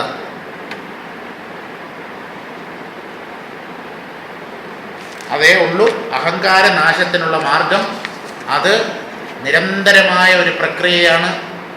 ചിലപ്പോൾ ജന്മങ്ങളോളം അത് അനുഷ്ഠിക്കേണ്ടി വന്നേക്കാം. പക്ഷേ ശ്രമം തുടങ്ങുക എന്നുള്ളതാണ് പ്രധാനം. എത്ര കാലമാവും എൻ്റെ ഉള്ളിലെ അഹങ്കാരം എത്ര കണ്ട് ഉപശമിച്ചിട്ടുണ്ട്? അത് നിങ്ങളത് നോക്കണ്ട. നിങ്ങളുടെ പുരോഗതി നിങ്ങൾ വിലയിരുത്തണ്ട. നിങ്ങൾ ചെയ്യാൻ പറഞ്ഞ കാര്യം ചെയ്യും. എന്നാൽ ഇടയ്ക്കിടയ്ക്ക് ഒരു ആത്മപരിശോധന നല്ലതല്ലേ? ഈ പുരോഗതിയുടെ കാര്യത്തിൽ ആത്മപരിശോധന വേണ്ട. ഞാൻ എത്ര കണ്ട് മുമ്പോട്ട് പോയിരിക്കുന്നു? ഇടയ്ക്കിടയ്ക്ക് ഞാൻ എന്തൊക്കെ പഠിച്ചു എന്ന് ഓരോ ദിവസവും ഓർമ്മിച്ച് നോക്കണ്ട. പരീക്ഷ എഴുതുമ്പോൾ അറിയാമല്ലോ എന്തൊക്കെ പഠിച്ചു അല്ലേ? എന്താണ് ഈ പ്രപഞ്ചത്തിലെ പരീക്ഷ? നമ്മുടെ മനസ്സിനെ അസ്വസ്ഥമാക്കുന്ന സാഹചര്യങ്ങളിൽ മനസ്സ് പതറാതെ ചലിക്കാതെ ഇരിക്കുന്നുണ്ടോ? നിങ്ങളുടെ ഉള്ളിലെ അഹങ്കാരം കുറഞ്ഞു കഴിഞ്ഞു. അത് നല്ലതുപോലെ കുറഞ്ഞിട്ടുണ്ട് എന്ന് നമുക്ക് ഉറപ്പിക്കാം. അല്ലാതെ ഓരോ ദിവസവും ഇങ്ങനെ ഉള്ളിൽ നോക്കിയാൽ ഈ അഹങ്കാരത്തിൻ്റെ ശക്തി കുറഞ്ഞിട്ടുണ്ടോ എന്ന് നോക്കാനുള്ള ഉപകരണങ്ങൾ വല്ലതും നമ്മുടെ കയ്യിലുള്ളൂ? അങ്ങനെയുള്ള ഉപകരണങ്ങളൊന്നും ഇല്ലല്ലോ. ഈ അഹങ്കാരത്തിൻ്റെ ശക്തി കുറഞ്ഞിട്ടുണ്ടോ എന്ന് പരിശോധിക്കുന്നത് അഹങ്കാരമാണ്. എന്ത് ചെയ്യും? അഹങ്കാരത്തിൻ്റെ സ്വാധീനം കുറഞ്ഞിട്ടുണ്ടോ എന്ന് പരിശോധിക്കുന്നത് ഈ അഹങ്കാരമാണ്. അപ്പോൾ ആ ഒരു പരിശോധന ഒരിക്കലും ശരിയായ റിസൾട്ട് നൽകില്ല. ഞാൻ എഴുതിയ പേപ്പർ ഞാൻ വാല്യൂ ചെയ്യുന്നത് പോലെ ഇരിക്കും. എന്തായിരിക്കും? ഫുൾ മാർക്ക്, 100ന് 100. അപ്പോൾ ഇങ്ങനെ ഉള്ളിലെ ഞാനിൻ്റെ ശക്തി കുറഞ്ഞിട്ടുണ്ടോ എന്ന് നോക്കണ്ട. സുഖദുഃഖങ്ങൾ നമ്മെ ബാധിക്കുന്നുണ്ടോ? മനസ്സ് ചഞ്ചലമാകാതെ എപ്പോഴും ഈ സത്യത്തിൽ ഉറച്ചു നിൽക്കുന്നുണ്ടോ? അഹങ്കാരം ഉദിക്കാതിരിക്കുന്നുണ്ടോ? അത് സംഭവിച്ചാൽ അഹങ്കാരം കുറഞ്ഞു, അതിൻ്റെ ശക്തി കുറഞ്ഞു. പണ്ട് ഒരു ദിവസം 10 പ്രാവശ്യം ദേഷ്യപ്പെടുന്നുവെങ്കിൽ ഇപ്പൊ 5 പ്രാവശ്യമേ ദേഷ്യപ്പെടുന്നുള്ളൂ എങ്കിൽ അഹങ്കാരം അത്ര കൊണ്ട് കുറഞ്ഞു, ഉറപ്പാക്കാം. പണ്ട് അത്യന്തം ചഞ്ചലമായിരുന്ന മനസ്സ് ഇപ്പോ ആ അത്യന്തം എന്നുള്ള ഭാവത്തെ വിട്ടിട്ട് വെറും ചഞ്ചലമാവുന്നു. അത്യന്ത ചഞ്ചലത പോയി. വെറും ചഞ്ചലത. നമ്മൾ ഈ മാർഗത്തിലൂടെ മുന്നേറും തോറും ഈ ചഞ്ചലത കുറഞ്ഞു കുറഞ്ഞു വരും. പെട്രോൾ തീർന്ന വണ്ടി എന്താ ചെയ്യുന്നത്? സ്പീഡ് കുറഞ്ഞു കുറഞ്ഞ് എത്ര ആക്സിലറേറ്റർ കൊടുത്താലും പെട്രോൾ ഇല്ലെങ്കിൽ വണ്ടി ഓടില്ല. അതിൻ്റെ വേഗത കുറഞ്ഞു കുറഞ്ഞു വന്ന് അവസാനം ബ്രേക്ക് പിടിക്കാതെ തന്നെ അത് ഒരിടത്ത് നിൽക്കില്ലേ? ഇതുപോലെ മനസ്സ് അതിൻ്റെ ശക്തി കുറഞ്ഞ്, മനസ്സിൻ്റെ ശക്തി എന്ന് പറയുന്നത് വിഷയങ്ങളിലുള്ള സംഘമാണ്. അതാണ് അവിടുത്തെ ഇന്ധനം. അത് നമ്മൾ കൊടുക്കാതെ പ്രപഞ്ചത്തിൻ്റെ മിഥ്യാത്വത്തെ, ബുദ്ധിയെ പഠിപ്പിച്ചുകൊണ്ടേയിരുന്ന് ഈ അഹങ്കാരത്തിന് ആഹാരം കൊടുക്കാതെ, ഇന്ധനം കൊടുക്കാതെ, അത് പതുക്കെ പതുക്കെ അതിൻ്റെ വേഗത കുറച്ച് അവസാനം നമ്മുടെ ശ്രമമില്ലാതെ തന്നെ അത് നിശ്ചലമായി തീരും. അങ്ങനെ വേണം ഈ മനസ്സിനെ ഉപശമിപ്പിക്കാൻ. അവിടെ ബലപ്രയോഗം കൊണ്ടൊന്നും ഒരു കാര്യവുമില്ല. അതൊന്നും പ്രയോജനപ്പെടാൻ പോകുന്നില്ല. അഹങ്കാരത്തെ നിയന്ത്രിക്കാൻ ബലം പ്രയോഗിക്കുന്നത് ഈ അഹങ്കാരമാണ്. അവിടെ നമുക്ക് ഒരിക്കലും ജയിക്കാൻ പറ്റില്ല. ബാലിയുടെ അടുത്ത് യുദ്ധം ചെയ്യുന്നത് പോലെ ആയിട്ട്. ബാലിയും സുഗ്രീവനും ഉണ്ടല്ലോ, ചേട്ടനും അനിയനും. ഈ ബാലിക്കൊരു വരവുണ്ട്. ആ ബാലിയോടുകൂടെ ആര് യുദ്ധം ചെയ്യുന്നുവോ അയാളുടെ പകുതി ബലം കൂടെ ബാലിക്ക് കിട്ടും. ഈ ബാലിയെ എന്നെങ്കിലും ആർക്കെങ്കിലും തോൽപ്പിക്കാൻ പറ്റുമോ? ഒരിക്കലും സാധ്യമല്ല. ബാലിക്ക് ബാലിയുടേതായ ബലമുണ്ടല്ലോ, അത് എത്ര നിസ്സാരമായാലും. എതിരെ ശ്രീരാമൻ വന്ന് നിന്നാലും ശ്രീരാമന്റെ പകുതി ബലം ഈ ബാലിക്ക് കിട്ടും. അപ്പോ ഈ ബാലിയുടെ ബലം എത്രയായി? ശ്രീരാമന്റെ പകുതി ബലവും തൻ്റെ സ്വന്തം ബലവും. അത് ശ്രീരാമന്റെ, ഇനിയിപ്പോ ശ്രീരാമന്റെ ബലം അപ്പൊ ഇതിന്റെ മുമ്പിൽ ചെറുതായില്ലേ? അവിടെ പകുതിയല്ലേ ഉള്ളൂ. ആ പകുതി ബാലിക്ക് കിട്ടിയില്ലേ? പിന്നെ ബാലിയുടെ സ്വന്തം ബലമില്ലേ? അപ്പോ ആര് വന്ന് നിന്നാലും, എത്ര ശക്തനായ, എത്ര വലിയ വില്ലാളി വീരനായാലും ബാലിയുടെ നേരെ നിന്ന് യുദ്ധം ചെയ്താൽ തോറ്റുപോവുകയുള്ളൂ. ഇതാണ് ബാലിക്ക് കിട്ടിയ വരം. ബാലി എന്ന് പറഞ്ഞാൽ അവിവേകം, അല്ലെങ്കിൽ അവിവേകത്തിൽ നിന്നുദിക്കുന്ന അഹങ്കാരം. അഹങ്കാരത്തെ നേരിട്ട് കീഴ്പ്പെടുത്താൻ സാധ്യമല്ല. നേരിട്ടുള്ള ഒരു യുദ്ധം കൊണ്ട് അഹങ്കാരത്തെ ഉപശമിപ്പിക്കാൻ പറ്റില്ല. എന്തുകൊണ്ട്? അഹങ്കാരത്തെ ഉപശമിപ്പിക്കാൻ ശ്രമിക്കുന്നത് അഹങ്കാരമാണ്. അപ്പോൾ ഒരേ അഹങ്കാരം രണ്ടായി പിരിഞ്ഞ് ഈ ഭാഗം മറ്റേ ഭാഗത്തെ പരാജയപ്പെടുത്താൻ ശ്രമിക്കും. അത് ഒരിക്കലും വിജയിക്കാൻ പോകുന്നില്ല. അതുകൊണ്ട് ഈ അഹങ്കാരത്തെ വെച്ചുകൊണ്ട് അഹങ്കാരത്തെ ഉപശമിപ്പിക്കേണ്ട. അഹങ്കാരം ഉദിക്കുമ്പോൾ അതിൻ്റെ മിഥ്യാത്വത്തെ ഉറപ്പിക്കുക വഴി തത്വബോധത്തിലൂടെ ഈ അഹംഭാവത്തിന് പ്രസക്തിയില്ല, ഇത് വെറും നിഴലാണ്, ഞാനിതല്ല എന്നുള്ള ആ അറിവിലൂടെയാണ്, തത്വജ്ഞാനത്തിലൂടെ, വിചാര മനനങ്ങളിലൂടെ ആണ് ഈ അഹങ്കാരം ഉപശമിക്കേണ്ടത്. അടുത്ത പദ്യത്തിലേക്ക് കിടക്കാം. അറിന്തഴുന്തി ആരാய்ந்து അകം പുറമായി തേടി മറந்தവനായി താനായി മയങ്ങി പിരിந்து സുഖദുഃഖമായി പതറി ഷുട്ട് തൊഴിൽ പോയി പകൈ കെട്ടത് തുറവപ്പ.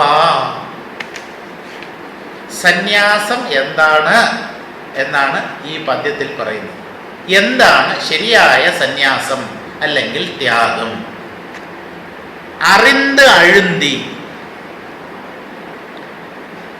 അറിന്ത് എന്ന് പറഞ്ഞാൽ അറിഞ്ഞ്, അഴുന്തി എന്ന് പറഞ്ഞാൽ മുങ്ങി. അറിഞ്ഞ് മുങ്ങി, ആത്മാവിലല്ല കേട്ടോ, ആത്മാവിൽ മുങ്ങുന്ന കാര്യമല്ല പറയുന്നത്. പ്രപഞ്ച വിഷയങ്ങളെ, പ്രപഞ്ച സുഖങ്ങളെ ഓരോന്നായി അറിഞ്ഞ് അതിൽ മുങ്ങി. അപ്പോൾ അത് അഭികാമ്യമായ ഒരു ഏർപ്പാടല്ല. ഒരു കുട്ടി പതുക്കെ പതുക്കെ വളർന്നു വരികയാണ്. ചെറുപ്രായത്തിൽ, ശൈശവത്തിൽ കളിപ്പാട്ടങ്ങളോടാണ് ആ കുട്ടിക്ക് താല്പര്യം. എന്തെങ്കിലുമൊക്കെ ടെഡി ബെയർ, പിന്നെ എന്തൊക്കെയോ ഉണ്ടല്ലോ, ഹെലികോപ്റ്റർ, മറ്റേ ഗണ്ണ് വെച്ചുകൊണ്ടിരിക്കുന്ന റോബോ, അപ്പോൾ അതിങ്ങനെ കീ കൊടുക്കുകയോ അല്ലെങ്കിൽ ഇപ്പോഴൊക്കെ മറ്റേ റിമോട്ടും എന്തൊക്കെയോ സാധനങ്ങളുണ്ടല്ലോ ബാറ്ററിയിൽ പ്രവർത്തിക്കുന്നത്, ഇതൊക്കെ കണ്ട് അവൻ സന്തോഷിച്ചിരിക്കും. കളിപ്പാട്ടങ്ങൾ വിശക്കുമ്പോൾ കരയും, അമ്മ ഊണ് കൊടുക്കും. ഈ കുട്ടി പതുക്കെ പതുക്കെ വളർന്നു വരുമ്പോൾ ഈ കളിപ്പാട്ടങ്ങളിലുള്ള താല്പര്യം നഷ്ടമാണ്. ഇപ്പോഴുള്ള കളിപ്പാട്ടം എന്തെന്നോ, അച്ഛനും അമ്മയും അവരുടെ മൊബൈൽ അങ്ങോട്ട് കൊടുക്കും. കളിപ്പാട്ടമാണ്, മൊബൈലിലാണ് അതാണ് അവൻ്റെ ആദ്യത്തെ കളിപ്പാട്ടം. അവ അതിൽ തട്ടി തട്ടി ഈ അച്ഛനും അമ്മയ്ക്ക് അറിഞ്ഞുകൂടാത്ത കാര്യങ്ങൾ പോലും അവ അതിൽ നിന്നൊക്കെ എടുക്കാൻ തുടങ്ങും.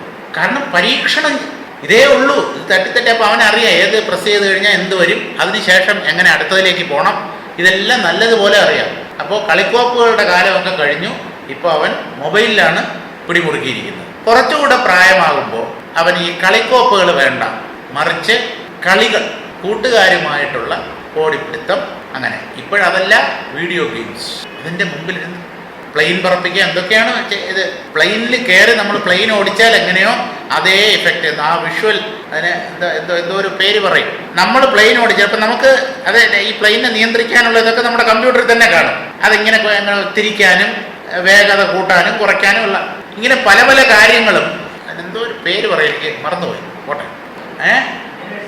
എന്താ ആനിമേഷനല്ല, ആനിമേഷൻ എന്ന് പറഞ്ഞ കാർട്ടൂൺ അതല്ല. ഇത് ഈ റിയൽ ലൈഫ് സിറ്റുവേഷൻ ഇങ്ങനെ ഇതിനകത്ത് ക്രിയേറ്റ് ചെയ്യാം, കമ്പ്യൂട്ടറിനകത്ത്. അപ്പോൾ ഇവൻ അടുത്ത ഘട്ടം മറ്റു കുട്ടികൾ ഫുട്ബോൾ, ക്രിക്കറ്റ് അതുപോലുള്ള അതിലാണ് പിന്നെ അവന് താല്പര്യം. അത് കഴിഞ്ഞ് അവനൊരു കൗമാരപ്രായത്തിലെത്തിയ എതിർലിംഗത്തോടൊരു ആകർഷണമാണ്. അപ്പം ഇങ്ങനെ ഈ ആനന്ദത്തിന് വേണ്ടി, സുഖത്തിന് വേണ്ടി ഒരു ജീവൻ ആശ്രയിക്കുന്ന വസ്തുക്കൾ മാറിക്കൊണ്ടേയിരിക്കും, മാറിപ്പോകും. ഒരു ഘട്ടം കഴിഞ്ഞാൽ തുടങ്ങിയ സ്ഥലത്ത് തന്നെ വരും. വയസ്സാവുമ്പോൾ എന്താ, വൃദ്ധസ്ഥാവത് ക്രീഡാസക്ത. ഇല്ലില്ല, ക്രീഡാസക്ത. വൃദ്ധനിപ്പോ കളിക്കാനാണ്, ഷോർട്സ് ഒക്കെ ഇട്ടുകൊണ്ട് ജോഗിങ്, ഷട്ടിൽ, ബാഡ്മിന്റൺ, ബോഡി ഫിറ്റാക്കി വെക്കണം എന്നാണ്. പണ്ടായിരുന്നു വൃദ്ധസ്ഥാവത് ചിന്താസക്ത. ഇപ്പൊ വൃദ്ധന്മാർക്ക് ചിന്തയൊന്നുമില്ല, ക്രീഡാസക്ത, കളിയിലാണ് താല്പര്യം. എത്ര എന്ത് ഊർജ്ജസ്വലതയോടെ, എന്തൊരു സ്പിരിറ്റോട് കൂടിയാണ്, വാശിയോടുകൂടിയാണ് കളിക്കുന്നത്. കൂടെ കളിക്കുന്നതൊക്കെ 20-22 വയസ്സുള്ള പയ്യന്മാരാണ്. അപ്പൂപ്പൻ ആട്ടി തകർക്കുകയാണ്. എന്നിട്ട് ആഹ്ലാദ പ്രകടനമുണ്ട്, തുള്ളി ചാടി കയ്യൊക്കെ ഇങ്ങനെ തലയുടെ മുകളിൽ ഉയർത്തി ജയിച്ചു. അപ്പൊ ഇങ്ങനെ ഇതൊരു ചക്രം പോലെ മാറി വരും. അവസാനം ഒന്നിന് സുഖമില്ല എന്നുള്ള സത്യം അയാൾ തിരിച്ചത്. പക്ഷെ അതിനിടയ്ക്ക് വയസ്സ് 80-85 ഇനി അറിഞ്ഞിട്ട് എന്ത് പ്രയോജനം? ഇതൊന്നും താൻ സുഖത്തിനായി ആശ്രയിച്ചവയൊന്നും അതിലൊന്നിലും യഥാർത്ഥ സുഖമില്ല എന്ന് അവൻ മനസ്സിലാക്കുമ്പോഴേക്കും ജീവിതം അന്ത്യമായി കഴിഞ്ഞിട്ടുണ്ടാവും. ഇനി ഈ വൈകിയ വേളയിൽ മനസ്സിലാക്കിയിട്ട് എന്ത് പ്രയോജനം? എന്ത് പരിഹാരം ചെയ്യാൻ പറ്റും? ഇനി തത്വവിചാരം ചെയ്യാൻ പറ്റുമോ? ചെയ്താൽ തന്നെ എത്ര കൊല്ലം? അതുകൊണ്ട് നേരത്തെ തന്നെ, അതുകൊണ്ട് വയസ്സായവരൊന്നും പേടിക്കൊന്നും വേണ്ട. ഇപ്പൊ തുടങ്ങിയാൽ അത് നേരത്തെയാണ് എന്നൊക്കെ വിചാരിച്ചോളുക. റിട്ടയർമെന്റിന് ശേഷമാണ് ഇങ്ങനെയുള്ള സത്സംഗത്തിലൊക്കെ നമുക്കൊരു അഭിരുചി വരുന്നത്. അതിനുശേഷമാണ് ഈ ഭഗവത്ഗീത എന്താണെന്ന് ഞാൻ തുറന്നു നോക്കിയത്. മതിയല്ലോ, ഇപ്പോഴെങ്കിലും തുറന്നു നോക്കാൻ തോന്നിയില്ലേ? അത് തന്നെ ഭഗവത് അനുഗ്രഹം എന്ന് വിചാരിച്ച് ഊർജ്ജസ്വലതയോടുകൂടെ മറ്റേ ഷട്ടിൽ കളിക്കുന്ന അപ്പൂപ്പനെ പോലെ ഈ അധ്യാത്മ മാർഗത്തിലൂടെ ഇങ്ങനെ കുതിച്ച് പായുക. ഇവിടെ മനസ്സ് തളർന്നു പോയാൽ ഒരു പ്രയോജനമില്ല, അവിടെ കിടക്കാം, പുരോഗതി ഉണ്ടാവില്ല. അപ്പോ ഇവിടെ അഴുന്തി ഒരു കുട്ടിയുടെ മനസ്സ് പതുക്കെ വികാസം പ്രാപിക്കുന്നതോടുകൂടെ അവൻ നേരത്തെ സുഖത്തിനായി ആശ്രയിച്ചിരുന്നവയൊക്കെ ഉപേക്ഷിച്ചിട്ട് പുതിയ സുഖങ്ങൾ, സുഖസാധനങ്ങൾ തേടി പോകുന്നു. ഇതാണ് മനുഷ്യ മനസ്സിന്റെ സ്വഭാവം. അങ്ങനെ പുതിയ സുഖങ്ങളെക്കുറിച്ചുള്ള അറിവ്, ഇങ്ങനെയും ഉണ്ട്, മദ്യം എന്നൊരു സാധനമുണ്ട്, അതൊന്ന് കഴിച്ചു നോക്കിയാൽ എന്താ, വായുവിൽ ഇങ്ങനെ സഞ്ചരിക്കുന്നത് പോലെ തോന്നും, വളരെ സുഖകരമായ ഒരു അനുഭൂതിയാണ്, എന്നാ അതൊന്ന് പരീക്ഷിച്ച് കളയാം. ഇങ്ങനെയാണല്ലോ കൗമാരപ്രായക്കാർ ഓരോന്നിലും ചെന്ന് ചാടുന്നത്. ഇങ്ങനെ പലതിലും ചെന്ന് ചാടും. അങ്ങനെ ഓരോ സുഖങ്ങൾ എന്തൊക്കെയാണ്, എന്തിലൊക്കെ ഏതൊക്കെ തരം സുഖമുണ്ട് എന്നറിഞ്ഞ് അഴുന്തി അവയിൽ മുങ്ങി സത്യമറിയാതെ ആ സുഖങ്ങൾക്ക് അടിമയായി ആരായ്ന്ത് അടുത്ത സ്റ്റേജ് എന്താ, വിഷയങ്ങളെ അയാൾ എന്തോ ഒരു പുണ്യകർമ്മം കൊണ്ട് അയാൾ ഗവേഷണം ചെയ്യുന്നു. പക്ഷെ ഇവിടെ ആ നല്ല രീതിയിലുള്ള വിവേകത്തോടു കൂടിയുള്ള ഗവേഷണമല്ല, സുഖത്തിൽ അയാൾ ഗ്രേഡ് നിശ്ചയിക്കുന്നു. ഇത് സുഖം, ഇത് അതിനേക്കാളും വലിയ സുഖം, ഇത് അതിനേക്കാളും വലിയ സുഖം. ഇങ്ങനെ ഈ നശ്വരമായ ക്ഷണികമായ ഇന്ദ്രിയ സുഖത്തെ തരംതിരിച്ച്, അതുകൊണ്ട് ഒരു വിശേഷവുമില്ല. അതാണ് ഇവിടെ ആരായ്ന്ത് അഹം പുറമായി തേടി, അഹം പുറമായി തേടി, തേടി അഹം പുറമായി ആന്തരവും ബാഹ്യവുമായ സുഖാനുഭവങ്ങൾക്ക് വേണ്ടി ഇന്ദ്രിയങ്ങളെയും മനസ്സിനെയും അയാൾ കൂട്ടുപിടിക്കുന്നു, പുതിയ പുതിയ സുഖങ്ങൾ അനുഭവിക്കാൻ. അകം പുറമായി തേടി മറന്നവനായി, മറന്നവനായി എന്ന് പറഞ്ഞാൽ തൻ്റെ സ്വരൂപത്തെ മറന്നവനായി, താൻ ആരാണ് എന്നുള്ള കാര്യം മറന്നവനായി, താനായി മയങ്ങി, താൻ ഈ വ്യക്തിഅഹന്തയാണ് എന്ന് മയങ്ങി തെറ്റിദ്ധരിച്ച് ഞാനൊരാളാണ് എന്നങ്ങ് തീരുമാനിക്കുകയാണ്. അഹങ്കാരത്തിന് വശംവദനാകുന്നു എന്നർത്ഥം. മയങ്ങി, പിരിന്ത് എന്ന് പറഞ്ഞാൽ പിരിഞ്ഞ്, വേർവിട്ട്, വേർപിരിഞ്ഞ്, പിരിന്ത് ദുഃഖമായി, പിരിയാത് സുഖമായി പറ്റി, പിരിന്ത് സുഖദുഃഖമായി പതറി. ഈ വിഷയങ്ങളോട് കൂടി ചേർന്ന് നിന്നാൽ സുഖാനുഭവം, അതിൽ നിന്ന് അകന്നാൽ ദുഃഖാനുഭവം. ഇങ്ങനെ ചേർന്ന് നിൽക്കുമ്പോൾ സുഖവും ചേരാതെ നിൽക്കുമ്പോൾ ദുഃഖവും, ഇങ്ങനെ ഈ സുഖദുഃഖ ഭ്രമങ്ങളിൽപ്പെട്ട് മയങ്ങി പിരിന്ത് സുഖദുഃഖമായി പതറി ശുട്ട് തൊഴിൽ പോയി. ശുട്ട് തൊഴിൽ എന്ന് പറഞ്ഞാൽ ചൂണ്ടിക്കാണിക്കുന്ന തൊഴിൽ നഷ്ടപ്പെട്ട്. ചൂണ്ടിക്കാണിക്കുന്ന തൊഴിൽ എന്ന് പറഞ്ഞാൽ ഇത് പുസ്തകം, ഇത് മേശ, ഇത് പേന, അത് സൂര്യൻ, ഇത് ചന്ദ്രൻ, ഇത് കസേര, ഇത് കട്ടിൽ, ഇങ്ങനെ ഓരോന്നിനെയും വേറെ വേറെയാക്കി കാണുന്ന ഭേദബുദ്ധി, അതാണ് ശുട്ട് തൊഴിൽ. ഇത് നമ്മുടെ ഒരു സ്ഥിരം ജോലിയായി തീർന്നിരിക്കുകയാണ്. വേറെ വേറെ ഈ മനസ്സിന് എങ്ങനെയാണ് അദ്വൈതം ഉറപ്പുവരിക? വേറെ വേറെയായി ഭേദദർശനത്തിൽ കഴിഞ്ഞുകൂടുന്ന ഒരു ബുദ്ധി, വിഷയബുദ്ധി, ലൗകികന്മാരുടെ ബുദ്ധി. അതാണ് ശുട്ട് തൊഴിൽ, ചൂണ്ടിക്കാണിക്കുന്ന എന്ന് പറഞ്ഞാൽ വേറെ വേറെയായി കാണുന്ന ആ തൊഴിൽ സ്വഭാവം പോയി. വിഭജനം സ്വഭാവമാക്കിയ ജീവബോധം നഷ്ടപ്പെട്ട് പകൈ കെട്ടത്. പകൈ എന്ന് പറഞ്ഞാൽ വെറുപ്പ്, അസ്വസ്ഥത, നമ്മെ ബുദ്ധിമുട്ടിക്കുന്നതാണ്, ബന്ധനത്തിൽ തളച്ചിടുന്നതാണ് ഈ പ്രപഞ്ച വിഷയങ്ങൾ. ഈ പ്രപഞ്ച വിഷയങ്ങൾ തൻ്റെ ശത്രുവാണ് എന്നുള്ള ഭാവം മാറി അവയെയൊക്കെ അതിക്രമിച്ച് ഈ വൈരാഗ്യം നേടാനാണ് ഈ വിഷയങ്ങളെ മിഥ്യയാണ്, അത് ദുഃഖദായകങ്ങളാണ് എന്നൊക്കെ തീരുമാനിക്കുന്നത്. പക്ഷെ അതിനടുത്ത സ്ഥിതിയിൽ ഇവ എങ്ങനെ എൻ്റെ സ്വസ്ഥതയെ നശിപ്പിക്കും, ഇവ എങ്ങനെ എനിക്ക് ദുഃഖം നൽകും, അത് പുറത്ത്, ഈ ദുഃഖിക്കുന്ന ഞാനകത്ത്, അത് എന്നെ ഏതു തരത്തിൽ എപ്രകാരം ബന്ധിക്കാനാണ് എന്നൊരു അതീതമായ നില, വിഷയങ്ങളെ അതിക്രമിക്കുന്ന നില. ആ ഘട്ടത്തിൽ വിഷയങ്ങൾ ശത്രുക്കളാണ് എന്ന് തോന്നില്ല, മറിച്ച് അതും ബ്രഹ്മം തന്നെ. ഇനിയിപ്പോൾ എന്തിനാ ഒരു ശത്രുതാ മനോഭാവം? അത് വേണ്ടല്ലോ. പകൈ കെട്ടത്. അങ്ങനെ വിഷയങ്ങളിൽ ആദ്യം വൈരാഗ്യം, വിരക്തി, അത് കഴിയുമ്പോൾ ആ വിരക്തി അല്ലെങ്കിൽ വെറുപ്പ് എന്നുള്ള ഭാവം പോയി. അതും ഭഗവാന്റെ ഒരു കളി, അതും ഭഗവത് ശക്തിയായ മായയുടെ ഒരു കളി. അതവിടെ ഇരുന്നോട്ടെ, ഞാൻ അതിനെ അകറ്റാനോ അതിൽ നിന്ന് അകന്നു നിൽക്കാനോ ഒന്നും ശ്രമിക്കാൻ പോകുന്നില്ല എന്ന് തീരുമാനിക്കുന്നതുണ്ടല്ലോ, അതാണ് ശരിയായ സന്യാസം. നമ്മൾ വിടുക വിടുക വിടുക, ഉപേക്ഷിക്കുക, പരിത്യജിക്കുക, ഇതാണ് സന്യാസം എന്നാണല്ലോ വിചാരിച്ചിരുന്നത്. അതല്ല. ഇവയൊന്നും എന്നെ ബാധിക്കുന്നില്ല, ഇവയോടൊക്കെ ഒരു ഉദാസീന ഭാവം അതവിടെ ഉണ്ടെങ്കിലും ഇല്ലെങ്കിലും എനിക്ക് യാതൊരു പ്രശ്നവുമില്ല. ഇങ്ങനെ വിഷയങ്ങളിൽ ഉദാസീന ഭാവം വളർത്തിയെടുത്ത് അതിൽ സ്ഥിരപ്രതിഷ്ഠ നേടുന്നതാണ് ശരിയായ സന്യാസം. അതിൻ്റെ അർത്ഥം കൂടെ വായിക്കാം. വിഷയങ്ങൾ എങ്ങനെ ഉദ്ഭവിക്കുന്നു എന്ന ജീവബോധം മൂലം അകവും പുറവും അന്വേഷണം ചെയ്ത് ജ്ഞാനേന്ദ്രിയങ്ങളാൽ അറിഞ്ഞ് കർമ്മേന്ദ്രിയങ്ങളാൽ സ്വീകരിക്കപ്പെട്ട് അന്ധഃകരണത്താൽ അവയിൽ ലയിച്ച് കേവലത്തിൽ വിഷയങ്ങളെ മറന്ന് സകളത്തിൽ ദേഹമഹം എന്ന ബുദ്ധിയോടെ മയങ്ങിയും തന്നെ പിരിയാതെ ആ വിഷയത്തിൽ ചേർന്ന് നിൽക്കുമ്പോൾ അവയിൽ അതിയായി രസിച്ചും അവ പിരിയുമ്പോൾ അതിയായി ദുഃഖിച്ചും ഇങ്ങനെ ജീവന്മാർ സർവദാ പതറി ജീവിക്കുന്നു, അസ്വസ്ഥരായി കഴിയുന്നു. ഈ വിധത്തിൽ ജീവനെ വലയ്ക്കുന്നതിന് കാരണമാകുന്ന അതിൻ്റെ ചൂണ്ടുബോധം, അതാണ് ശുട്ടറിവ്. ചൂണ്ടുബോധം വേറെ വേറെ ഓരോന്നിനെ ഇങ്ങനെ ചൂണ്ടിക്കാണിച്ച് ഈ ഭേദം രേഖപ്പെടുത്തുന്ന ആ ഒരു സ്വഭാവം, അതാണ് ജീവഭാവം എന്ന് പറയുന്നത്. ആ ചൂണ്ടുബോധം അരുൾ കൃപയാൽ മാറ്റി ഉയിർ ശത്രുവാകുന്ന ആണവം, പഹൈ കെട്ടത്, നമ്മുടെ ഏറ്റവും വലിയ ശത്രു ഈ അഹംബോധം, വ്യക്തിത്വം തന്നെയാണ്. ആ ആണവ മലം അതിനെയും ഒഴിച്ചു നിൽക്കുന്ന നിലയാണ് തുറവ് അഥവാ സന്യാസം. ഒരു പദ്യം കൂടെ വായിക്കാം. നടന്നതെല്ലാ നീയെ നടപ്പഴിയ നിன்ற ഇടം ശിവനീയൻറിരിക്ക വെണ്ണിൽ അടങ്കിൻ മയക്കി മലമഴുത്ത് മായയിത് വാരാ അയർപ്പരുളാൽ ആം ശിവയോഗം. നടന്നതെല്ലാം നീയേ എന്ന് പറഞ്ഞാൽ ശാരീരിക ഐന്ദ്രിയ മനസ്ഥലങ്ങളിൽ സംഭവിച്ചതെല്ലാം അനുഭവിച്ചതെല്ലാം നീ തന്നെ.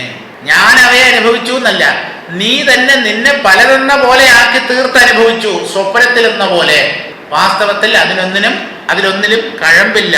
നടന്നതെല്ലാം നീയെ, സംഭവിച്ചതെല്ലാം നീ തന്നെ. നടപ്പഴിയ നിன்ற ഇടം, ആ സംഭവങ്ങളൊക്കെ ഒഴിഞ്ഞുപോയ സ്ഥലം ശിവം. അതാണ് ശരിക്കുള്ള ശിവതത്വം. അത് നീ തന്നെയാണ്. ശിവം നീ, അതാണ് ശിവനീ. സന്ധിയിൽ അങ്ങനെയാണ്. ശിവം നീ എന്നിരിക്ക, ആ ശിവതത്വം നീ തന്നെയാണെന്നിരിക്കെ ഇരിക്ക വെണ്ണിൽ, ആ ശിവതത്വം തന്നെയാണ് ഞാൻ എന്ന് വിചാരിച്ചാൽ എണ്ണിൽ അടങ്കിൻ മയക്കി മലമഴുത്തും മായ ഇത് വാരാ. അടങ്കിൻ എന്ന് പറഞ്ഞാൽ എല്ലാം ഉള്ളിലടങ്ങി. ഇങ്ങനെ എല്ലാത്തിനെയും നാം ഉപശമിപ്പിച്ചാലും അടക്കിയ ഒരു വ്യക്തിബോധം അവിടെ ബാക്കിയുണ്ടാവും. ആ അഹങ്കാരം കണികയുടെ രൂപത്തിലെങ്കിലും ഉള്ളിലുണ്ടാവും. ആ അഹങ്കാരം അടങ്കിൻ മറ്റുള്ള എല്ലാറ്റിനെയും ഉപശമിപ്പിച്ചാലും ഈ ഞാൻ എന്നുള്ള ഭാവം ചെറുതായിട്ട് അവിടെ ഉണ്ടാകും. മയക്കി മലമഴുത്തും മായ ഇത്, അത് നിന്നെ മയക്കും, നിന്നെ മോഹിപ്പിക്കും. ഏത്? ആ മലം, ആണവ മലം. അഴുത്തും, നിന്നെ വീണ്ടും വിഷയങ്ങളിൽ മുക്കിക്കളയും. അത് നീ രക്ഷപ്പെട്ടു എന്ന് വിചാരിക്കും, പക്ഷേ നീ വീണ്ടും ഈ വിഷയങ്ങളുടെ ഗർത്തത്തിൽ ആണ്ടുപോകും. അത് മായയുടെ സ്വഭാവമാണ്. അത് വരാതിരിക്കണം. അതിന് ഞാൻ ശിവതത്വമാണ് എന്നുള്ള ഉറപ്പ് വേണം. ഞാനൊരു വ്യക്തിയാണ് എന്നുള്ള വിചാരം ബാക്കി നിൽക്കുന്നിടത്തോളം ആ വ്യക്തിത്വം നമ്മെ വീണ്ടും ഈ മായയിൽ ആണ്ടുപോകാൻ കാരണമായിത്തീരും. നമ്മെ ആ മായയിൽ മുക്കിക്കളയും. ആ മായ വരാതിരിക്കണമെങ്കിൽ, ആ അഹങ്കാരമലം നിന്നെ പറ്റിക്കും, കീഴ്പ്പെടുത്തും. അതിനവസരം കൊടുക്കാതിരിക്കണമെങ്കിൽ ഞാൻ ആ പരതത്വമായ ശിവതത്വം തന്നെയാണ് എന്ന് ഉറപ്പു വരണം. അങ്ങനെയാണെങ്കിൽ മായ ഇത് വാരാ, ഈ മായ നിന്റെ അടുക്കൽ വരില്ല. അയർപ്പരുളാൽ ആം ശിവയോഗം. അയർപ്പ് എന്ന് പറഞ്ഞാൽ വിസ്മരണം, എല്ലാം മറക്കപ്പെടുന്ന സ്ഥിതി. അതിന് കേവലം, സുഷുപ്തി എന്നൊക്കെ, ലയം, ഇങ്ങനെ പല പേരുകളുണ്ട്. ആ വിസ്മരണത്തെ അരുളാൽ, ഈശ്വരാനുഗ്രഹത്താൽ, ഭഗവത് കൃപയാൽ അടക്കി നിർത്തിയാൽ, ഈ അഹങ്കാരം പൊന്താതെ ഞാൻ ബ്രഹ്മമാണ്, അല്ലെങ്കിൽ ബോധമാണ്, അല്ലെങ്കിൽ ശിവതത്വമാണ് എന്നുള്ള വിസ്മരണം വരാതെ അരുൾ അതിനെ അടക്കിയാൽ ആം ശിവയോഗം, അതാണ് ശരിക്കുള്ള ശിവയോഗം, ശിവനുമായിട്ടുള്ള സംയോഗം. വേഗത്തിൽ അതിൻ്റെ അർത്ഥം കൂടെ വായിച്ചിട്ട് നമുക്ക് നിർത്താം. തത്വങ്ങളെ ഇന്നതിന്നത് എന്ന് ആരാഞ്ഞു ചെല്ലുന്നത് ജീവബോധമാകയാൽ ആ അന്വേഷണ നില ശിവയോഗമല്ല. ഇനി തത്വങ്ങളെ വീക്ഷിച്ച് അവ അടങ്ങുന്ന ഇടം ശിവയോഗ നിലയാണോ എങ്കിൽ അതുമല്ല ശിവയോഗം. എന്തെന്നാൽ ആ നിലയിൽ നിന്നെ ആണവമലം ബന്ധിച്ചു നിർത്തുന്നു. നീ അറിയുന്ന തത്വങ്ങൾ ബന്ധിച്ചു നിർത്തുന്നത് മായയെന്നും തത്വമൊഴിഞ്ഞ ഇടത്ത് നിന്നെ മറച്ചു നിൽക്കുന്നത് ആണവമാണെന്നും പറഞ്ഞാൽ അഹങ്കാരം, ജീവബോധം ആണെന്നും നീ മനസ്സിലാക്കണം. ഈ മായയും ആണവവും തീരെ ഒഴിഞ്ഞ ഇടമാണ് സുഖാതീതമായ ശിവയോഗ നില. ആയത് അരുൾ സഹായത്താൽ അടഞ്ഞുകൊള്ളണം എന്ന് പറഞ്ഞാൽ പ്രാപിച്ചു കൊള്ളണം. തുടർന്നുള്ള പദ്യങ്ങൾ നമുക്ക് നാളെ വായിക്കാം. ഓം പൂർണ്ണമദഃ പൂർണ്ണമിദം പൂർണ്ണാത് പൂർണ്ണമുദച്യതേ പൂർണ്ണസ്യ പൂർണ്ണമാദായ പൂർണ്ണമേവാവശിഷ്യതേ. ഓം ശാന്തി ശാന്തി ശാന്തി. ഹരി ഓം.